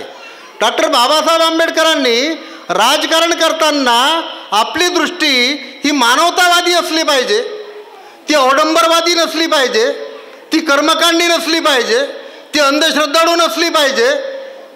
अशा प्रकारची दृष्टी ज्या व्यक्तीला असेल तो राजकारणात जायला पाहिजे. आणि म्हणून माझ्या मित्रांनो ट्रेनिंग इन्स्टिट्यूटमध्ये मग ते BJPची मंडळी असेल, ती काँग्रेसची मंडळी असेल, ती राष्ट्रवादीची मंडळी असेल, ती आपल्या असणाऱ्या वंचितची मंडळी असेल, ती शिवसेनेची मंडळी असेल, राजकारण म्हणजे राजकारण, ते राजकारण करणाऱ्याजवळ तशा प्रकारची मानवतावादी विचारसरणी आहे काय, या देशाचं चित्र बदललं पाहिजे असं त्याला मनातून वाटते काय, गरिबी नष्ट झाली पाहिजे असं मनातून त्याला वाटते काय, गुलामगिरी नष्ट झाली पाहिजे असं मनातून त्याला वाटते काय, समानता आली पाहिजे असं मनातून वाटते काय. एक असणाऱ्या नगरपालिकेच्या शाळेत शिकतो आणि एक असणाऱ्या उच्च दर्जाच्या त्या कॉन्व्हेंटमध्ये शिकतो, ही शिक्षणातील विषमता ही किती वाईट आहे हे त्याला वाटलं पाहिजे आणि शिक्षणामध्ये समानता आली पाहिजे असं त्या राजकारण्यांना आणि सत्ताकारण्यांना वाटलं पाहिजे माझ्या मित्रांनो. आणि म्हणून या असणाऱ्या ट्रेनिंग इन्स्टिट्यूटची आवश्यकता आहे. आपल्या असणाऱ्या प्रतिष्ठानमध्ये आपणाला सर्वांना माहीत आहे या ट्रेनिंग इन्स्टिट्यूटमध्ये सन्माननीय अंजलीताईंनी उल्लेख केला, आम्हाला प्रेरणा दिली, त्यांचं जेवढं अभिनंदन करावं तेवढं कमी आहे. अंजलीताई आपणाला सगळ्यांना माहीत आहे की हा समाज गरीब आहे, हा तमाम मागासवर्गीय समाज गरीब आहे. या गरिबीचं अंतर डे बाय डे हे सारखंच नसून हे वाढत आहे.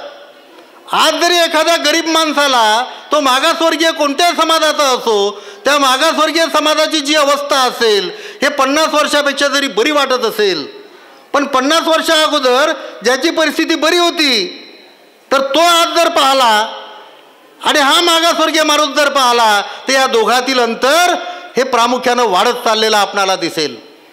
आणि म्हणून at every time they all the backward people are, at every time they are the backward.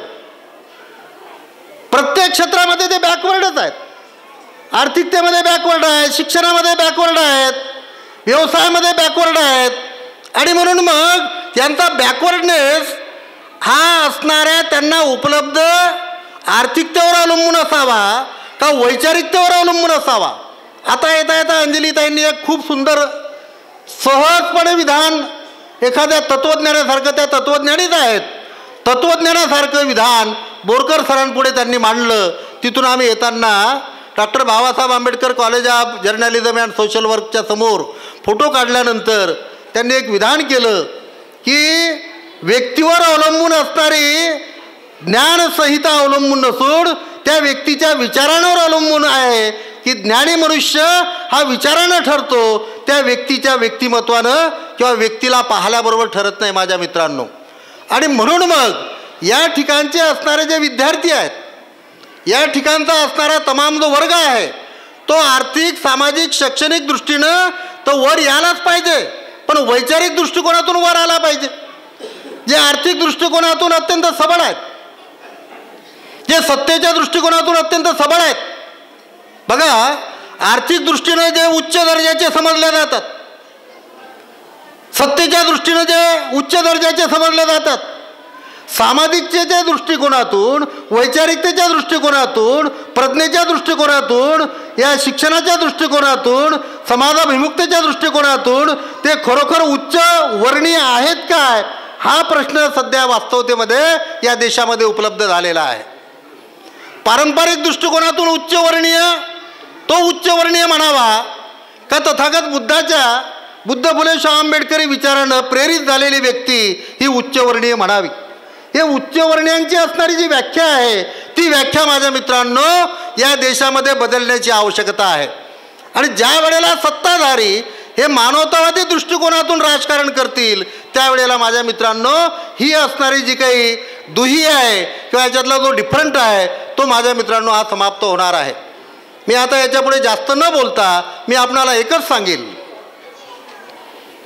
की अंजलीताईंनी एक मुद्दा जो हेरला की अशोका एंटरप्राइजेसचा असणारा जो नफा आहे तो नफा सामाजिक चळवळीसाठी कामात आला पाहिजे, म्हणून सगळ्याचा सगळा नफा जो आहे तो या प्रतिष्ठानला दिला जाणार आहे.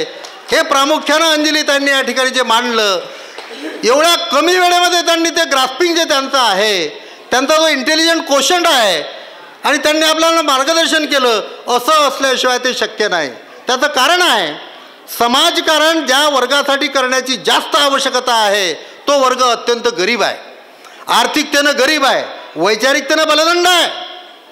बुद्ध फुले शाहू आंबेडकरी विचारांचा माणूस आणि सोकाल्ड उच्चवर्णीय माणूस हा रिक्षावाला माणूस आणा आणि उच्चवर्णीय सोकाल्ड असणारा मनुष्य एखादा पंडित आणा, तरी याच्यामधला वैचारिकतेच्या दृष्टिकोनातून श्रेष्ठ कोण ठरणार आहे तर माझ्या मित्रांनो तो बुद्ध फुले शाहू आंबेडकरी विचारांचा रिक्षावाला ठरणार आहे. आणि म्हणून मग आपण हा घरातील जो पोशिंदा आहे, या राष्ट्राचा जो पोशिंदा आहे, या राष्ट्राचा जो कर्णधार होऊ इच्छितो, मानवतावादी राष्ट्र ज्याला आणायचं आहे, समता ज्याला प्रस्थापित करायची आहे, तो असणारा वर्ग हा कॅप्टनसारखा वर्ग आहे. वर्गामध्ये ज्याप्रमाणे कॅप्टन असतो त्याप्रमाणे हा या देशातील बुद्ध फुले शाहू आंबेडकरी विचारांचा जो समाज आहे हा या संपूर्ण समाजासाठी कॅप्टन आहे. आणि म्हणून हा पोशिंदा वर्ग जो आहे तो आर्थिक आणि शैक्षणिक दृष्टिकोनातून पहिल्यांदा सबळ होण्याची गरज आहे. ज्याला पहिल्यांदा तहान लागलेली आहे त्या व्यक्तीला पहिल्यांदा पाणी देणार का ज्याला ऑलरेडी सगळ्या बिस्लरी उपलब्ध आहेत त्याला पहिल्यांदा पाणी देणार. जो अक्षरशः तहानलेला आहे त्याला पहिल्यांदा आपण पाणी देण्याची आवश्यकता आहे. आणि म्हणून माझ्या मित्रांनो हा वर्ग जर जपल्या गेला, हा वर्ग जर पोसला गेला, हा वर्ग जर पुढे आणला गेला तर माझ्या मित्रांनो या देशाचं स्वातंत्र्य देखील अबाधित ठेवण्याची ताकद जी आहे ती या वर्गाकडे आहे. आणि म्हणून आपल्या या प्रतिष्ठाननं हे निश्चित केलेलं आहे, आपल्या प्रतिष्ठाननं हे निश्चित केलेलं आहे की हा अकोला जिल्हा जो आहे आपण फार मोठं काम करू शकणार नाही, कारण आपण लहान माणसं आहोत, फार मोठं काम करू शकणार नाही. पण अकोला जिल्हा जो आहे हा अकोला जिल्हा या संपूर्ण महाराष्ट्रासाठी मॉडेल कसा होईल याचे प्रयत्न माझ्या मित्रांनो डॉक्टर बाबासाहेब आंबेडकर बहुउद्देशीय उत्कर्ष प्रतिष्ठान करीत आहे. आणि म्हणून आपण म्हटलंय येथे शिकणाऱ्या विद्यार्थ्याला प्रत्येकाला नोकरीची हमी आहे. आता उल्लेख केला सन्माननीय गणेशजी बोरकर सरांनी, ते अत्यंत सत्य आहे. येणाऱ्या 5 वर्षामध्ये अकोला जिल्ह्याच्या कमीत कमी 1,500 खेड्यांमध्ये 9,000 कर्मचारी या ठिकाणी अपॉइंट झाल्याशिवाय राहणार नाहीत माझ्या मित्रांनो. प्रत्येक खेड्यामध्ये 3 कर्मचारी BHW झालेले, प्रत्येक खेड्यामध्ये 2 कर्मचारी MJ झालेले, असे 5 कर्मचारी त्या खेड्यामध्ये त्यांचा सर्वे करून त्या ठिकाणी त्यांना रोजगाराची आवश्यकता आहे का, तर कोऑपरेटिव्ह फार्मिंग अस्तित्वात आणल्या जाईल. त्यांना शाळेची गरज आहे काय, त्या ठिकाणी कॉन्व्हेंट हायस्कूल ओपन करण्यात येईल. त्यांना ग्रंथालयाची गरज आहे काय, त्या ठिकाणी ग्रंथालयाची उपलब्धता करून देण्यात येईल. त्या ठिकाणी व्यायामशाळेची गरज आहे काय, व्यायामशाळा अस्तित्वात आणल्या जाईल. त्या ठिकाणी पतसंस्थेची गरज आहे काय, पतसंस्था अस्तित्वात आणल्या जाईल. आणि जो त्या खेड्यामधला अत्यंत नादान वर्ग आहे, जो अत्यंत दारिद्र्य रेषेखालील वर्ग आहे, त्याला दारिद्र्य रेषेच्या वर आणण्याचे प्रयत्न माझ्या मित्रांनो ऐतिहासिक प्रतिष्ठान केल्याशिवाय राहणार नाही. असं प्रत्येक खेड्यामध्ये 5 कर्मचारी ते खेळत दत्तक घेण्यात येईल. आपल्याला सांगताना आनंद होईल ताई, मागच्या 20 दिवसामध्ये 75 खेड्यांमध्ये प्रतिष्ठानची टीम ही पोहोचलेली आहे. येणाऱ्या 6 महिन्यामध्ये 1,500 खेड्यांमध्ये प्रतिष्ठानची टीम ही सर्वे करणार आहे आणि सर्वे पूर्ण झालेला असेल. त्याचबरोबर आपल्याला सांगताना आनंद होईल की डॉक्टर बाबासाहेब आंबेडकर बहुउद्देशीय उत्कर्ष प्रतिष्ठानद्वारे माझ्या मित्रांनो आपण देखील ध्यानी घेणं गरजेचं आहे. येणाऱ्या जास्तीत जास्त 2 वर्षामध्ये 100 बेडचं मल्टी स्पेशालिटी हॉस्पिटल या असणाऱ्या कळंबेश्वरच्या बाजूला त्याचं काम सुरू झालेलं आहे माझ्या मित्रांनो. त्याच्यासाठी 3 एकर लँड घेतलेली आहे, त्याचा नकाशा आपण टाकलेला आहे. 100 बेडचं मल्टी स्पेशालिटी हॉस्पिटल त्या ठिकाणी अस्तित्वात आल्याशिवाय राहणार नाही. तिथं किमान 50 डॉक्टर, किमान 100 नर्सेस ह्या त्या ठिकाणी माझ्या मित्रांनो जॉईन होणार आहेत. एवढंच नाही तर त्याच्याच बाजूला 100 वृद्धांसाठी रेवती आधार वृद्धाश्रम त्याचं देखील प्लॅनिंग टाकलेलं आहे. ते देखील या असणाऱ्या 2 वर्षामध्ये अस्तित्वात आल्याशिवाय राहणार नाही. आणि आपल्याला सांगताना आनंद होईल अंजली ताईंना हे मुद्दामून आपण या ठिकाणी माहिती याच्यासाठी देत आहोत की त्यांचे असणारे अनुयायी त्यांच्या प्रेरणेनं हे समाजामध्ये कोणतं काम करत आहेत हे त्यांच्या अवलोकनामध्ये येणं, त्यांच्या नजरेपुढे येणं हे अत्यंत महत्त्वाचं आहे. आणि म्हणून 100 वृद्धांसाठी जे रेवती आपणाला माहीत आहे, सन्माननीय तायडेसाहेब वंदना तायडींची असणारी मुलगी जी ॲडव्होकेट होती, ते कमी वयामध्ये तिचं निधन झालं. एकुलती एक मुलगी, आणि स्वतःचं घर विकून त्या रेवती आधारला 40 लाख रुपये सन्माननीय रमेश तायडे साहेबांनी जाहीर केलेले आहेत. आज हे प्रतिष्ठानचं काम 70 कोटीपर्यंत केवळ आपल्या असणाऱ्या गरीब समाजाच्या घामाच्या पैशानं उभं झालेलं आहे. आपण बसलेले सगळ्याच्या लाईफ मेंबर आहे माझ्या मित्रांनो, आपण सगळे खूप त्यागी आहात. डॉक्टर बाबासाहेब आंबेडकरांनी सांगितलं त्याग जर नसेल तर आपल्या विद्वत्तेला काही मूल्य नाही आहे. त्याग आणि त्याग पुन्हा पुन्हा त्याग हा बुद्ध फुले शाहू आंबेडकरी विचारांचा वारसा आहे माझ्या मित्रांनो. आणि म्हणून या गरीब समाजाच्या असणाऱ्या त्यागातून हे उभं झालेलं आहे. आपण भांडवलदाराकडून, इतरांवर अन्याय करणाऱ्याकडून आपण प्रामुख्यानं पैसा स्वीकारत नाही माझ्या मित्रांनो. आणि म्हणून डॉक्टर बाबासाहेब आंबेडकरांनी सांगितलंय आपल्या कमाईचा आपण 20वा दिला पाहिजे. 70 वर्षामध्ये प्राध्यापक भारसागडेनं त्याच्या कमाईचा 20वा दिला काय हे समाजानं त्याला विचारायला पाहिजे. आणि म्हणून समाजानं विचारलं पाहिजे. आणि मग त्यामुळे डॉक्टर बाबासाहेब आंबेडकरांनी आपल्याला जे आरक्षण दिलेलं आहे ते आरक्षण प्रामुख्यानं या कामासाठी दिलेलं आहे. एखादा आमदार ज्याप्रमाणे जातो, एखादा खासदार ज्याप्रमाणे जातो, एखादा जिल्हा परिषद सदस्य ज्याप्रमाणे जातो तो त्याच्या मतदारसंघाचा प्रतिनिधी असतो. आणि आरक्षणधारी वर्ग जो आहे, प्राध्यापक भारसागडे हुशार होता म्हणून LRT कॉलेजला लागला असं नाही आहे. माझ्या वेळेला इंटरव्ह्यूला 18 विद्यार्थी होते. 18 विद्यार्थ्यापैकी मी लागलो म्हणजे मी तिरंदाज होतो अशातला भाग नाही. तर मी एक समाजाचा प्रतिनिधी म्हणून त्या ठिकाणी गेलेला आहो. मी माझ्या कमाईचा 20वा जर समाजाला देत नसेल तर मी डॉक्टर बाबासाहेब आंबेडकरांच्या विचारांना गद्दार झालो असा त्याचा अर्थ होतो माझ्या मित्रांनो. आणि म्हणून आपल्या कमाईचा आपण 20वा द्यायला पाहिजे. त्यावेळेला याचा आपण ताईला सांगताना मला खूप आनंद होईल. 2000 ते 2004 पर्यंत पहिल्यांदा याचा आपण अभ्यास केला. आणि 2000 ते 2004 पर्यंत अभ्यास करून आपल्या लक्षात असं आलं की जवळजवळ 1950 पासून संविधान अंमलात आलं तेव्हापासून तर आजपर्यंत म्हणजे 2002 पर्यंत जर 20वा कर्मचाऱ्यांनी दिला असता तर प्रत्येक जिल्ह्यामध्ये, महाराष्ट्राच्या प्रत्येक जिल्ह्यामध्ये 4000 कोटीचं काम, मी एक कॉमर्सचा विद्यार्थी आहे माझ्या मित्रांनो, 4000 कोटीचं काम प्रत्येक जिल्ह्यामध्ये डॉक्टर बाबासाहेब आंबेडकरांच्या विचाराप्रमाणे झालं असतं.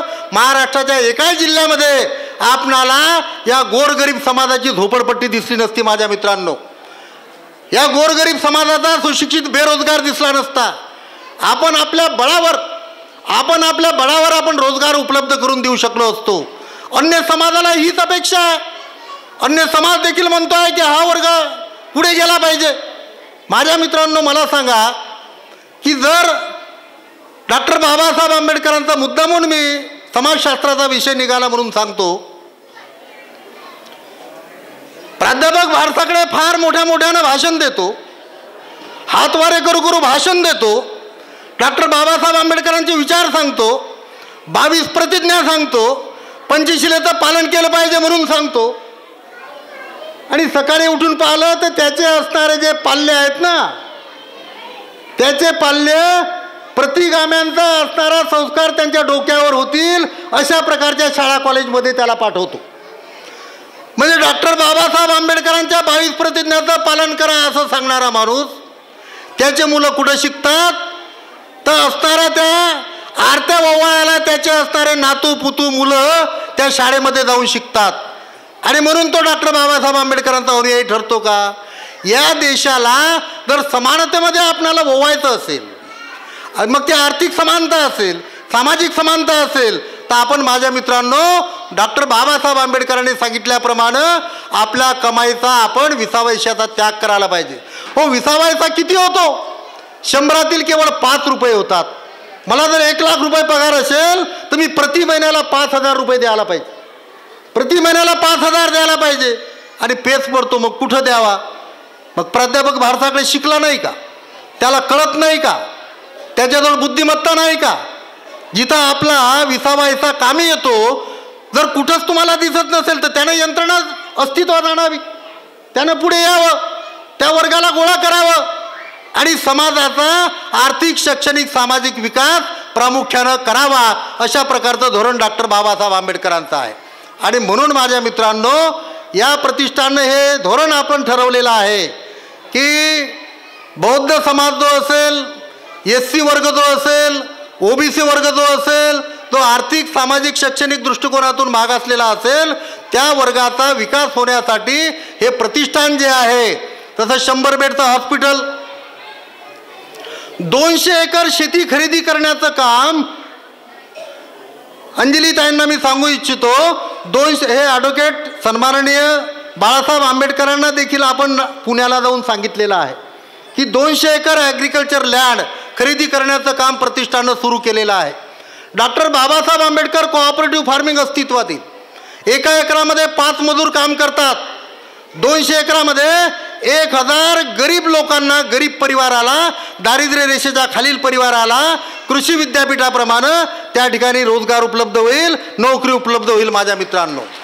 म्हणून 200 एकर खरेदी करण्याचा संकल्प, 100 बेडचं हॉस्पिटल त्या ठिकाणी अस्तित्वात आणण्याचा संकल्प, वृद्धाश्रम अस्तित्वात आणण्याचा संकल्प. एवढंच नाही, मी नम्रपणे सांगू इच्छितो, ॲडव्होकेट श्रद्धेय बाळासाहेब आंबेडकरांची सभा प्रत्येक वर्षाला 15 ऑक्टोबरला पहिल्यांदा देसाई क्रीडांगणावर व्हायची. आता काही वर्षापासून अकोला क्रिकेट क्लबच्या मैदानावर होते. तर माझ्या मित्रांनो, आपलं असणारं अस्तित्वाचं 4 महिन्याच्या अगोदरपासून ॲडव्होकेट मोतीसिंगजी मोहता साहेब 4 महिन्याच्या अगोदरपासून डाळीला हात लावून ठेवावा लागतो की आमचा कार्यक्रम आहे बरं, आम्हाला ग्राउंड पाहिजे बरं. तर डॉक्टर बाबासाहेब आंबेडकरांमुळे लाखो लोक नोकऱ्याला लागलेले आहेत. हा बाळासाहेब आंबेडकरांना पुण्याला देखील मुद्दा आपण सांगितला. येणाऱ्या 5 वर्षाच्या आतमध्ये अकोला शहराच्या बाजूला 15 एकर ॲग्रिकल्चर लँड घेऊन डॉक्टर बाबासाहेब आंबेडकर स्टेडियम उभं राहिल्याशिवाय राहणार नाही माझ्या मित्रांनो. आणि ॲडव्होकेट बाळासाहेब आंबेडकरांची कमीत कमी 10 लाख लोकांची सभा त्या असणाऱ्या स्वाभिमानाच्या अस्तित्वाच्या असणाऱ्या स्टेडियमवर झाल्याशिवाय राहणार नाही. ही समाजाभिमुखता आहे. 200 एकर ॲग्रिकल्चर लँड, ज्याच्या घरात 70 वर्षात नोकरी गेली नाही, ज्याच्या घरात उद्योग नाही, ज्याच्या घरात शेती नाही, अशा घरातील एक व्यक्ती आज ज्या घरात 5,000 महिन्याचे भेटत नाहीत त्या घरामध्ये 15 ते 20,000 रुपये गेल्याशिवाय राहणार नाहीत माझ्या मित्रांनो. आणि म्हणून यापुढे प्रत्येक तालुक्याला nursery to senior college English मिडियमच्या संस्था माझ्या मित्रांनो त्या ठिकाणी येणाऱ्या 5 वर्षामध्ये अकोला जिल्ह्याच्या सगळ्या तालुक्यामध्ये ह्या इंग्लिश मिडियमच्या दर्जेदार संस्था उभ्या झाल्याशिवाय राहणार नाहीत. हा संकल्प प्रतिष्ठानचा आहे माझ्या मित्रांनो. मग पैसा कुठून आणणार? आता ताईंनी जो मुद्दा हेरला, त्या नाडीवर असणारं बोट ठेवलं, खूप उत्तम त्यांनी हेरलेला आहे की जसं आपण अशोका एंटरप्राइजेस आहे. याच्या अगोदर ताई हाही मुद्दा बाळासाहेब आंबेडकरांना आपण सांगितला पुण्याला. याच्या अगोदर 10 महिन्याच्या अगोदर आपण उत्कर्ष लँड डेव्हलपर्स ही संस्था अस्तित्वात आणली. रिअल इस्टेट कंपनीज आपण फॉर्म केली, रिअल इस्टेट कन्स्ट्रक्शन कंपनी आपण फॉर्म केली. माझ्या मित्रांनो, त्या सामाजिक उद्योग क्षेत्रामध्ये उतरल्याशिवाय असणारा पैसा या गरीब समाजाला मिळणार नाही. आपण 10 महिन्याच्या अगोदर 1,10,00,000मध्ये 5 एकर शेती खरेदी केली. 1,10,00,000मध्ये 5 एकर शेती खरेदी केली आणि त्याच्या 6 महिन्याच्या नंतरच 1,65,00,000ला ती शेती विकली. त्याचा मिळणारा नेट प्रॉफिट 50 लाखाचा हा प्रतिष्ठानला डोनेट करण्यात आला. आणि म्हणून गरीब समाज दान कुठून करणार आहे? तर अशा प्रकारे उद्योग व्यवसाय करून तिकडचा असणारा पैसा या गरीब समाजाच्या सर्वांगीण विकासासाठी माझ्या मित्रांनो आपल्याला खर्च करावा लागेल, तरच आपला विकास होऊ शकतो. तर या अनुषंगानं मी आपणाला आव्हान करतो की डॉक्टर बाबासाहेब आंबेडकरांचे, बुद्ध फुलेशाह आंबेडकरांचे असणारे जे काही अनुयायी आहेत महाराष्ट्रभरातून, आज जवळजवळ 4,000 लाईफ मेंबर आहेत. या महाराष्ट्रातील सगळ्यात जास्त लाईफ मेंबर असणारी माझ्या मित्रांनो ही संस्था आहे. 2006मध्ये जेव्हा आपण संस्था रजिस्टर्ड केली माझ्या मित्रांनो, तर एकूण 15 एक्झिक्युटिव्ह बॉडीमध्ये लोक आहेत. अजून कोणालाही माहीत नाही की सर्वार्थानं असा कार्यक्रम असला म्हणजे बोलल्या जाते की हा अध्यक्ष आहे, हा सचिव आहे, हा कोषाध्यक्ष आहे. पण अध्यक्ष, सचिव, कोषाध्यक्ष बॉडीचे लोक आल्यानंतर जर कचरा पडलेला दिसेल तर माझ्या मित्रांनो आपण झाडून काढतो आणि स्वच्छता राखतो. आपण लोकांना सांगतो आपण याचे सदस्य असणारे लाईफ मेंबर आहात आणि सदस्य नसणारेही लाईफ मेंबर आहात. महाराष्ट्रातील तमाम लोक याचे असणारे लाईफ मेंबर आहात. पहिल्यांदा जेव्हा बॉडी फॉर्म केली माझ्या मित्रांनो, अरुंधतीताई या ठिकाणी बसलेल्या आहेत, त्यांचे जे मिस्टर आहेत आपणाला माहीत आहे विजय कुमारजी शिरसाट, विजय तारानाथ शिरसाट जे आहेत आपल्या एक्झिक्युटिव्ह बॉडीमध्ये होते माझ्या मित्रांनो. ते त्यांचं निधन झालं. त्यांना पुन्हा आपण या ठिकाणी अभिवादनही करूया एक्झिक्युटिव्ह बॉडीमधले विजयजी शिरसाट अरुंधती ताईंचे मिस्टर, तर कर्तबगार लोक जे आहेत ताई, समग्र असणारे लाईफ मेंबर जे आहेत, मजुरापासून तर कलेक्टर SP न्यायाधीशापर्यंत आपल्या या संस्थेचे लाईफ मेंबर आहेत आणि खूप त्यागी आहेत. हा समाज खूप उत्तम दर्जाचा आहे, हा समाज खूप आदर्श आहे आणि म्हणून माझ्या मित्रांनो आपण भरभरून सहकार्य केलं पाहिजे. आणि या ठिकाणी हा सर्वांगीण उन्नतीचा रथ जो आहे तो डॉक्टर बाबासाहेब आंबेडकरांनी सांगितला, हा पुढे नेण्याचं आपण काम केलं पाहिजे एवढं या ठिकाणी सांगतो. खूप सांगावं वाटते, खूप घाईघाईनं सांगण्याचा प्रयत्न केला, कारण सन्माननीय मोठी व्यक्ती जेव्हा स्टेजवर असते त्यावेळेला माझ्या मित्रांनो आपल्याला घाई असणं ही साहजिक आहे, कारण त्यांना अनेक कार्यक्रम आहेत. पूर्ण महाराष्ट्रच काय, देशाची असणारं समाजकारण आणि राजकारणाचा धुरा त्यांच्या खांद्यावर आहे आणि ॲडव्होकेट बाळासाहेब आंबेडकरांच्या खांद्याला खांदा लावून काम करण्याचं महाराष्ट्रभर कोण काम करते माझ्या मित्रांनो, तर सन्माननीय अंजलीताई आंबेडकर करतात. प्रत्येक आपण व्याख्यानामध्ये सांगतो आहे, आज या सत्ताधाऱ्यांना ठणकावून सांगण्याचं काम सन्माननीय ॲडव्होकेट मोतीसिंगजी मोहता साहेब देखील हे मान्य करतील की या सत्ताधाऱ्यांना समाजाभिमुख असण्यासाठी, मानवतावादाचं काम करण्यासाठी आपण प्रामुख्यानं चुकत आहात हे ठणकावून सांगण्याचं काम या देशामध्ये प्रामुख्यानं कोण करत असेल तर श्रद्धेय ॲडव्होकेट बाळासाहेब आंबेडकर करतात माझ्या मित्रांनो, हे आपण ध्यानी घेतलं पाहिजे. आणि म्हणून आता याच्या पुढे जास्त वेळ न घेता मी आपल्या गॅदरिंगला शुभेच्छा देतो. हे लहान लहान मुलं, ताईंना मला सांगायला आनंद होईल की गेल्या 2012 पासून, गेल्या असणाऱ्या 12-13 वर्षापासून अनेक लोक म्हणतात की हा संपूर्ण याच्या पुढे हे प्रतिष्ठान कसं चालेल. तर ताई आपणाला सांगताना मला खूप चांगलं वाटतं, हे जे चिमुकले लहान लहान मुलं आहेत ना, तर जवळजवळ 40 ते 50 मुलं, पहिल्या वर्गापासून तर 10व्या वर्गापर्यंतची मुलं आपण धम्मसंस्कार वर्ग प्रत्येक दिवसाला घेतो. आणि आपण त्याग कसा केला पाहिजे, आपलं जीवन कशासाठी आहे, आपली आसक्ती कशी नसली पाहिजे, आपण समाजाभिमुख कसं असलं पाहिजे, याचं सगळं जे काही शिक्षण आहे या लहान मुलांना देखील दिल्या जाते.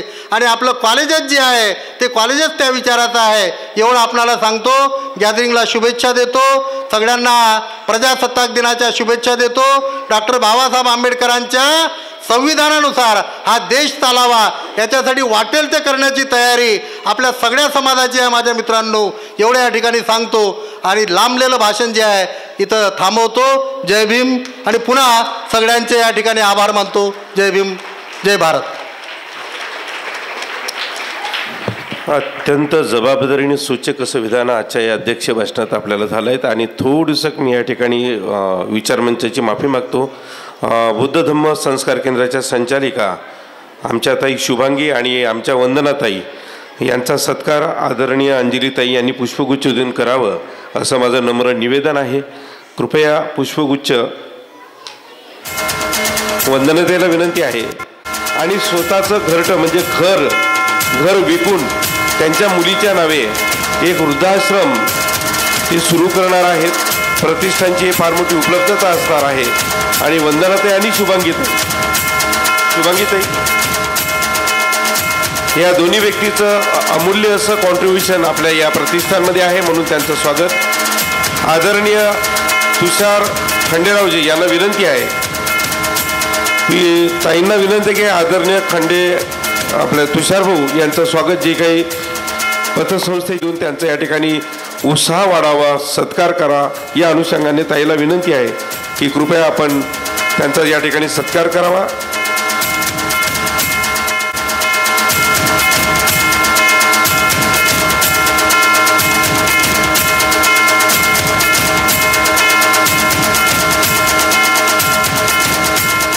या ठिकाणी मी संत गाडगेबाबा अमरावती विद्यापीठ संत गाडगेबाबा अधिष्ठानचे विभाग प्रमुख प्राचार्य दिलीप काडेसरांना आमंत्रित करतो. कृपया त्यांचं स्वागत आदरणीय सुनील भाऊ शिरसाट हे पुष्पगुच्छ देऊन करतील अशी मी विनंती करतो. प्राचार्य दिलीप भाऊ काळे हे संत गाडगेबाबा अमरावती विद्यापीठ संत गाडगेबाबा अधिष्ठान प्रमुख आहेत आणि प्रतिष्ठानसाठी सातत्यानं ते आपल्याला सहकार्य करतात. आदरणीय ताईला विनंती आहे की पुष्पगुच्छ देऊन त्यांचा या ठिकाणी त्यांनी सत्कार करावा. अत्यंत थोडक्या शब्दात आदरणीय वंदनाताईला विनंती आहे की आभार व्यक्त करावं या प्रथम सत्राचं, आणि त्यानंतर स्नेहसंमेलनाचे कार्यक्रम पूर्ववत सुरू राहतील. अखिल विश्वाला शांतीचा संदेश देणारे तथागत बुद्ध परमपूज्य डॉक्टर बाबासाहेब आंबेडकर आणि संपूर्ण चळवळवादी विचारसरणीच्या महामानवांना मी विनम्र अभिवादन करते. विचारमंचावर उपस्थित आजच्या कार्यक्रमाचे अध्यक्ष, या ऐतिहासिक संस्थेचे संस्थापक अध्यक्ष सन्माननीय प्राध्यापक भारसाकडे सर, आजच्या ह्या स्नेहसंमेलनाच्या अशोका एंटरप्राइजेसच्या आणि पॉलिटिकल ट्रेनिंग इन्स्टिट्यूटच्या उद्घाटिका सन्माननीय अंजलीताई आंबेडकर, वंचित बहुजन महासंघाच्या महासचिव सन्माननीय अरुंधतीताई सिरसाट, सन्माननीय लेफ्टनंट कर्नल चंद्रप्रकाश बडोलाजी ज्यांचा कोर्टामध्ये दरारा आहे, असे सन्माननीय advocate Mohtaji, doctor Babasaheb Ambedkar college of journalism and social work या कॉलेजचे प्राचार्य सन्माननीय डॉक्टर गणेश बोरकर सर, विचारमंचावर उपस्थित सन्माननीय ऐतिहासिक प्रतिष्ठान संस्थेचे सचिव अशोक इंगळे सर, ऐतिहासिक संस्थेचे संस्थापक कोषाध्यक्ष सन्माननीय रमेश तायडे साहेब आणि समोर उपस्थित असलेले सर्व सन्माननीय उपासक उपासिका आणि आपण आपले विद्यार्थी वर्ग. आजचा हा जो उद्घाटनाचा कार्यक्रम आहे आणि या उद्घाटनाच्या कार्यक्रमाला उद्घाटिका म्हणून लाभलेल्या सन्माननीय अंजलीताई आंबेडकर यांचं अतिशय व्यस्त असं शेड्यूल असतं आणि त्या व्यस्त शेड्यूलमधून सुद्धा त्यांनी एवढा मोठा वेळ आपल्यासाठी काढला, इथे विचार व्यक्त केले आणि विचार व्यक्त करत असताना जे महात्मा फुलेंनी म्हटलं होतं की शिक्षा उसे कहते हैं जो सही को सही और गलत को गलत कहने की क्षमता को विकसित करता है. त्यांचं भाषण ऐकत असताना, त्यांचे विचार ऐकत असताना आपल्या मनावर, आपल्या मनपटलावर जे बिंबवल्या जातं ते विचार किती प्रगल्भ आहेत हे आपल्याला समजतं. आणि ताईंचे नेहमीच विचार आपण वर्तमानपत्रामधून सुद्धा वाचत असतो, प्रबुद्ध भारतमधून सुद्धा वाचत असतो. एकदा असेच ताईंचे मला भावलेले विचार की राजकीय मतभेद विरोध जरूर असावा, राजकीय मतभेद विरोध जरूर असावा, तो व्यक्तही व्हावा, पण सभ्यता आणि भाषेचा तोल सांभाळला पाहिजे. त्यातून आपले स्वतःचे व्यक्तिमत्व आणि आपल्या चळवळीची, पक्षाची संस्कृती अधोरेखित होते. एवढे उच्च कोटीचे विचार ताई आपल्यामध्ये पेरत आहेत आणि विचारांची पेरणी जी असावी ती अशाच प्रकारची असावी. आज त्यांनी आपल्यासाठी वेळ काढला, आपल्याला अतिशय उत्तम असं मार्गदर्शन केलं आणि उद्घाटन केलं. Doctor Babasaheb Ambedkar college of जर्नलिझमच्या विद्यार्थ्यांचं स्नेहसंमेलन, प्रतिष्ठानद्वारा चालवण्यात येणाऱ्या अशोका एंटरप्राइजेस आणि doctor Babasaheb Ambedkar political training of institute या इन्स्टिट्यूटचं उद्घाटन सन्माननीय अंजलीताई आंबेडकर यांनी केलं. त्याबद्दल मी ऐतिहासिक प्रतिष्ठानद्वारा अंजलीताईंचे मनस्वी आभार व्यक्त करते. आजच्या ह्या कार्यक्रमाला अध्यक्ष म्हणून लाभलेले या ऐतिहासिक संस्थेचे संस्थापक अध्यक्ष, साप्ताहिक समाजन्यायपत्रचे मुख्य संपादक, सुभेदार रामजी आंबेडकर उत्कर्ष अर्बन क्रेडिट कोऑपरेटिव्ह सोसायटीचे अध्यक्ष सन्माननीय प्राध्यापक भारसाकडे सर यांनी अध्यक्षस्थान स्वीकारलं आणि आपल्याला उत्तम असं मार्गदर्शन केलं. सोबतच आरोग्य, शिक्षण, बेरोजगारी आणि अन्याय, समाजावर होणारे अन्याय अत्याचार दूर करणे या 4 समस्या सोबत घेऊन या ऐतिहासिक प्रतिष्ठानची निर्मिती केलेली असली तरीही संकल्पित जी उद्दिष्टे आहेत ती उद्दिष्टे सरांनी इथे आपल्या अध्यक्षीय भाषणामधून मांडलीत. मी सन्माननीय प्राध्यापक भारसाकडे सरांचे मनस्वी आभार व्यक्त करते. सन्माननीय लेफ्टनंट कर्नल चंद्रप्रकाशजी बडोला साहेब आपल्या ह्या कार्यक्रमाला उपस्थित राहिलेत, मार्गदर्शन केलं, त्याबद्दल मी सरांचे सुद्धा आभार व्यक्त करते. सन्माननीय ॲडव्होकेट मोतीसिंग मोहताजी आपल्या कार्यक्रमाला उपस्थित राहिले, आपल्याला मार्गदर्शन केलं, त्याबद्दल मी त्यांचेही मनस्वी आभार व्यक्त करते. सन्माननीय डॉक्टर गणेश बोरकर सर कार्यक्रमाचं प्रास्ताविक केलं आणि नियोजनसुद्धा सरांनी केलेलं आहे, त्याबद्दल मी त्यांचेही इथे आभार व्यक्त करते. अशोका एंटरप्राइजेसचे भागदार सन्माननीय अशोकजी गिल्डा सर उपस्थित आहेत. आपल्याला या अशोका एंटरप्राइजेसमध्ये ते भागदार आहेत, मी त्यांचेही इथे आभार व्यक्त करते. सुभाषजी गिल्डा सर, सन्माननीय सुभाषजी गिल्डा सर कार्यक्रमामध्ये उपस्थित आहेत, परंतु ते समोर बसलेले आहेत, मी त्यांचेही इथे आभार व्यक्त करते. आणि सन्माननीय अरुंधतीताई शिरसाट यांनी आपला वेळ काढला, कार्यक्रमाला उपस्थित झाल्यात, मी त्यांचेही आभार व्यक्त करते. धम्मसंस्कार वर्गातील विद्यार्थ्यांनी इथे उत्कृष्ट असे सुरुवातीलाच कार्यक्रम केलेत, त्याबद्दल मी त्यांचे कौतुक करते. नर्सिंग कॉलेजच्या विद्यार्थिनींनी लेझिम पथकाद्वारे ताईंचे स्वागत केले आणि स्टेजवर सुद्धा एक त्यांच्या लेझिम पथकाचं सादरीकरण केलं, त्याबद्दल मी त्यांचेही इथे आभार व्यक्त करते. आणि आपण सर्व समोर उपस्थित असलेले सर्व सभासदगण ज्यांच्यामुळे या कार्यक्रमाला शोभा आली, ज्यांच्यामुळे हा कार्यक्रम उत्कृष्ट होऊ शकला, त्या कार्यक्रमाचा ह्या पूर्व भाग इथे अध्यक्षांच्या वतीने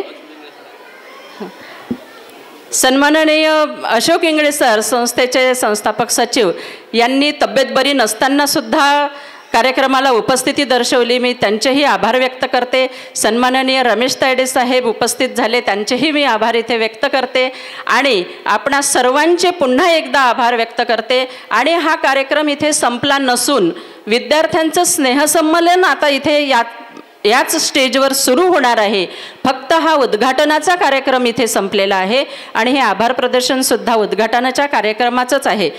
तेव्हा आजच्या ह्या पूर्व कार्यक्रमाचं समारोप अध्यक्षीय परवानगीने आजचा हा पूर्व कार्यक्रम संपला असे मी इथे जाहीर करते आणि पुन्हा सर्वांचे एकदा आभार व्यक्त करते.